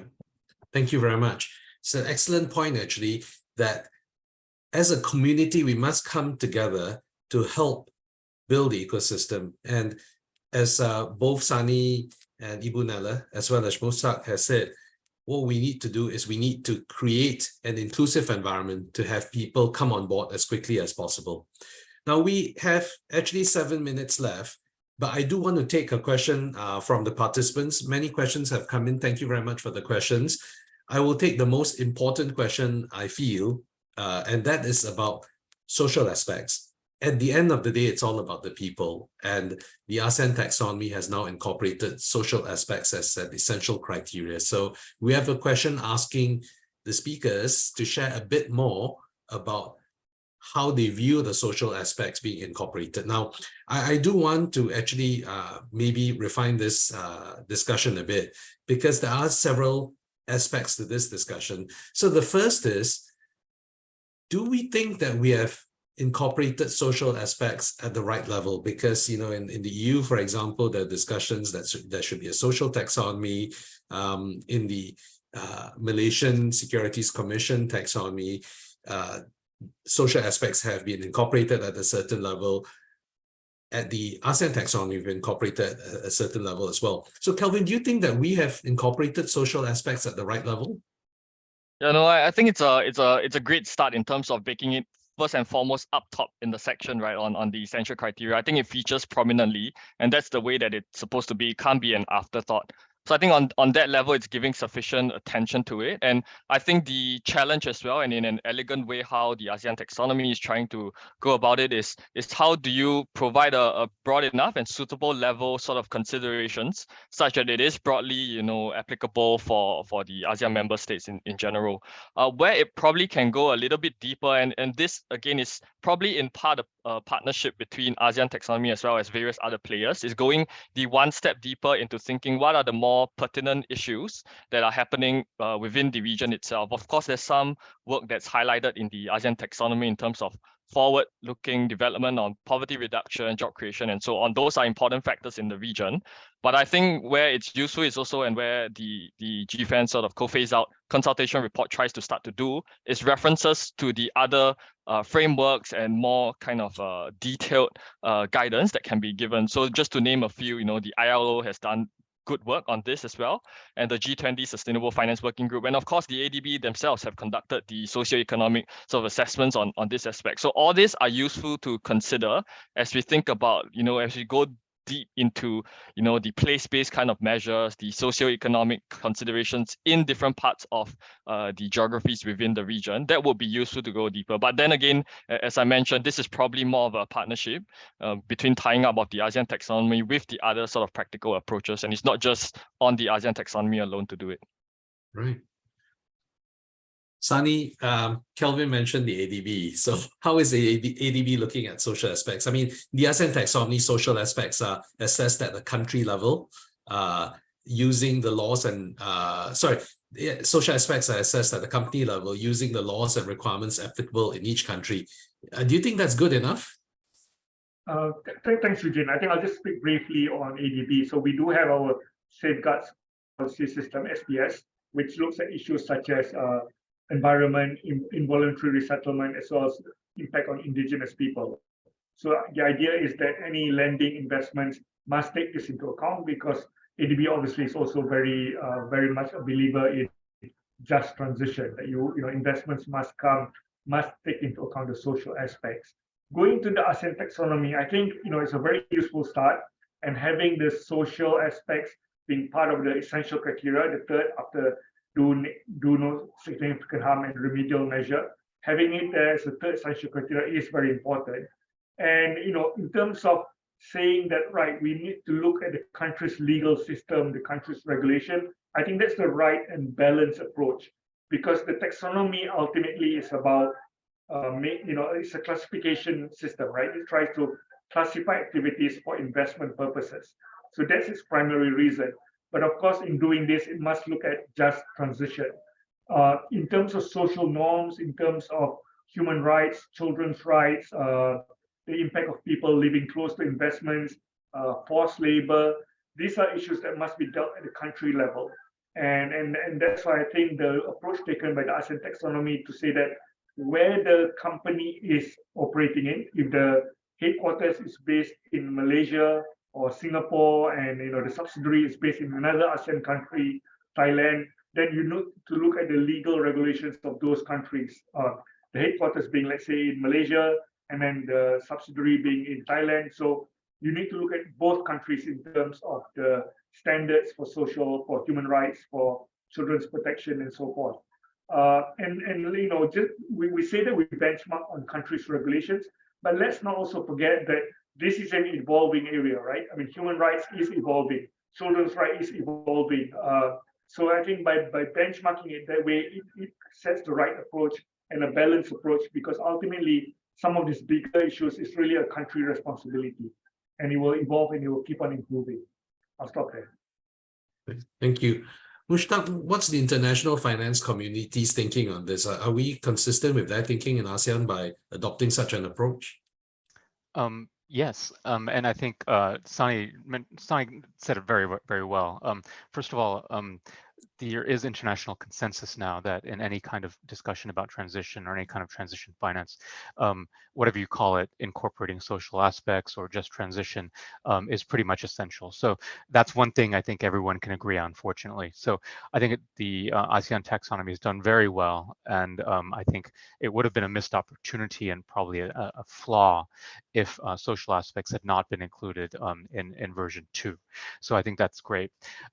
My personal opinion is that I think referencing laws and principles at the country level is the right level of detail and balance, and is actually quite a reasonable and defensible approach to take. I do recognize that there are slight differences in terms of from different geographies, different countries, different individuals, different organizations as to what is sufficient, what is included in terms of the categories that are socially important. But I think it's quite interesting that ASEAN has slightly emphasized aspects of poverty reduction and aspects of impact to affected communities, because these are issues that may be more important in ASEAN than they may be in certain developed countries or different parts of the world. So I think that's actually a very important contribution to the debate. And what I think is good about the ASEAN taxonomy is that it provides a minimum benchmark. And I think Sani's point is actually very important, that you have to think about even multiple jurisdictions perhaps, but it also allows for even stricter social aspects to be considered in terms of transition. As Kelvin mentioned, there are other standards out there. There are global standards out there in terms of human rights and in terms of social criteria, and those can easily be applied on top of the ASEAN taxonomy, no problem. Or individual financial investors' own criteria, internal criteria, for example. However, at least the ASEAN taxonomy gives a basic guideline from the ASEAN member states' point of view, and talking about the home of those investments. So I think in that way, it's quite useful. Thank you. Actually, a lot of what you and Sani have said comes back to the issue of the just and affordable transition. And Ibu Nella, do you think the way the social aspects have been incorporated in the ASEAN taxonomy will be effective in helping this just and affordable transition that actually we did talk a lot about today?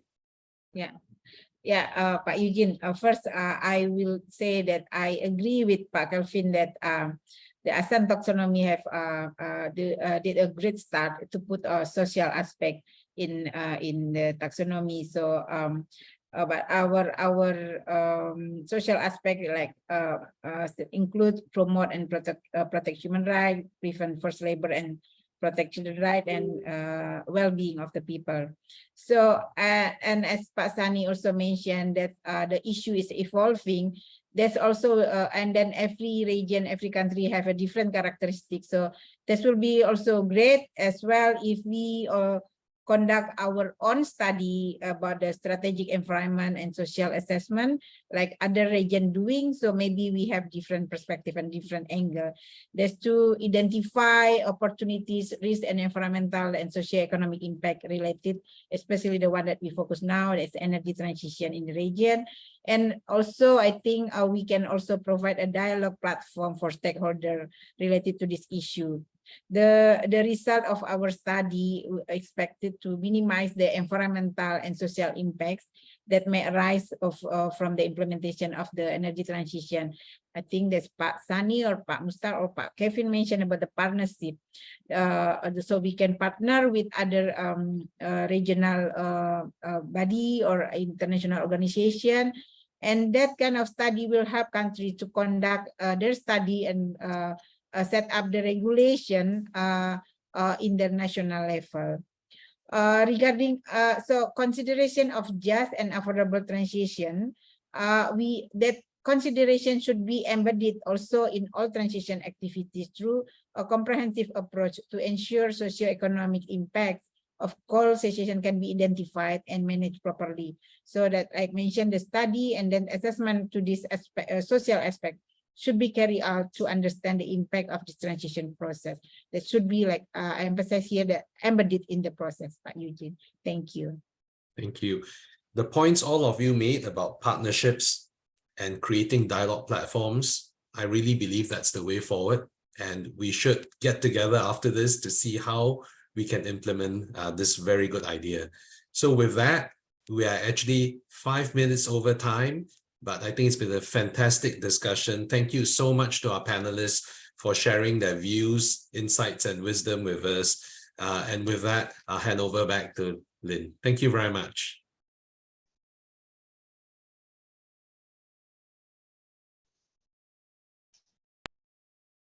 Thank you very much, Eugene. And thank you as well to our distinguished panelists for sharing their insights today. It has been a fruitful discussion and hopefully one of many more to come. Ladies and gentlemen, unfortunately, that brings us to the end of our webinar session today.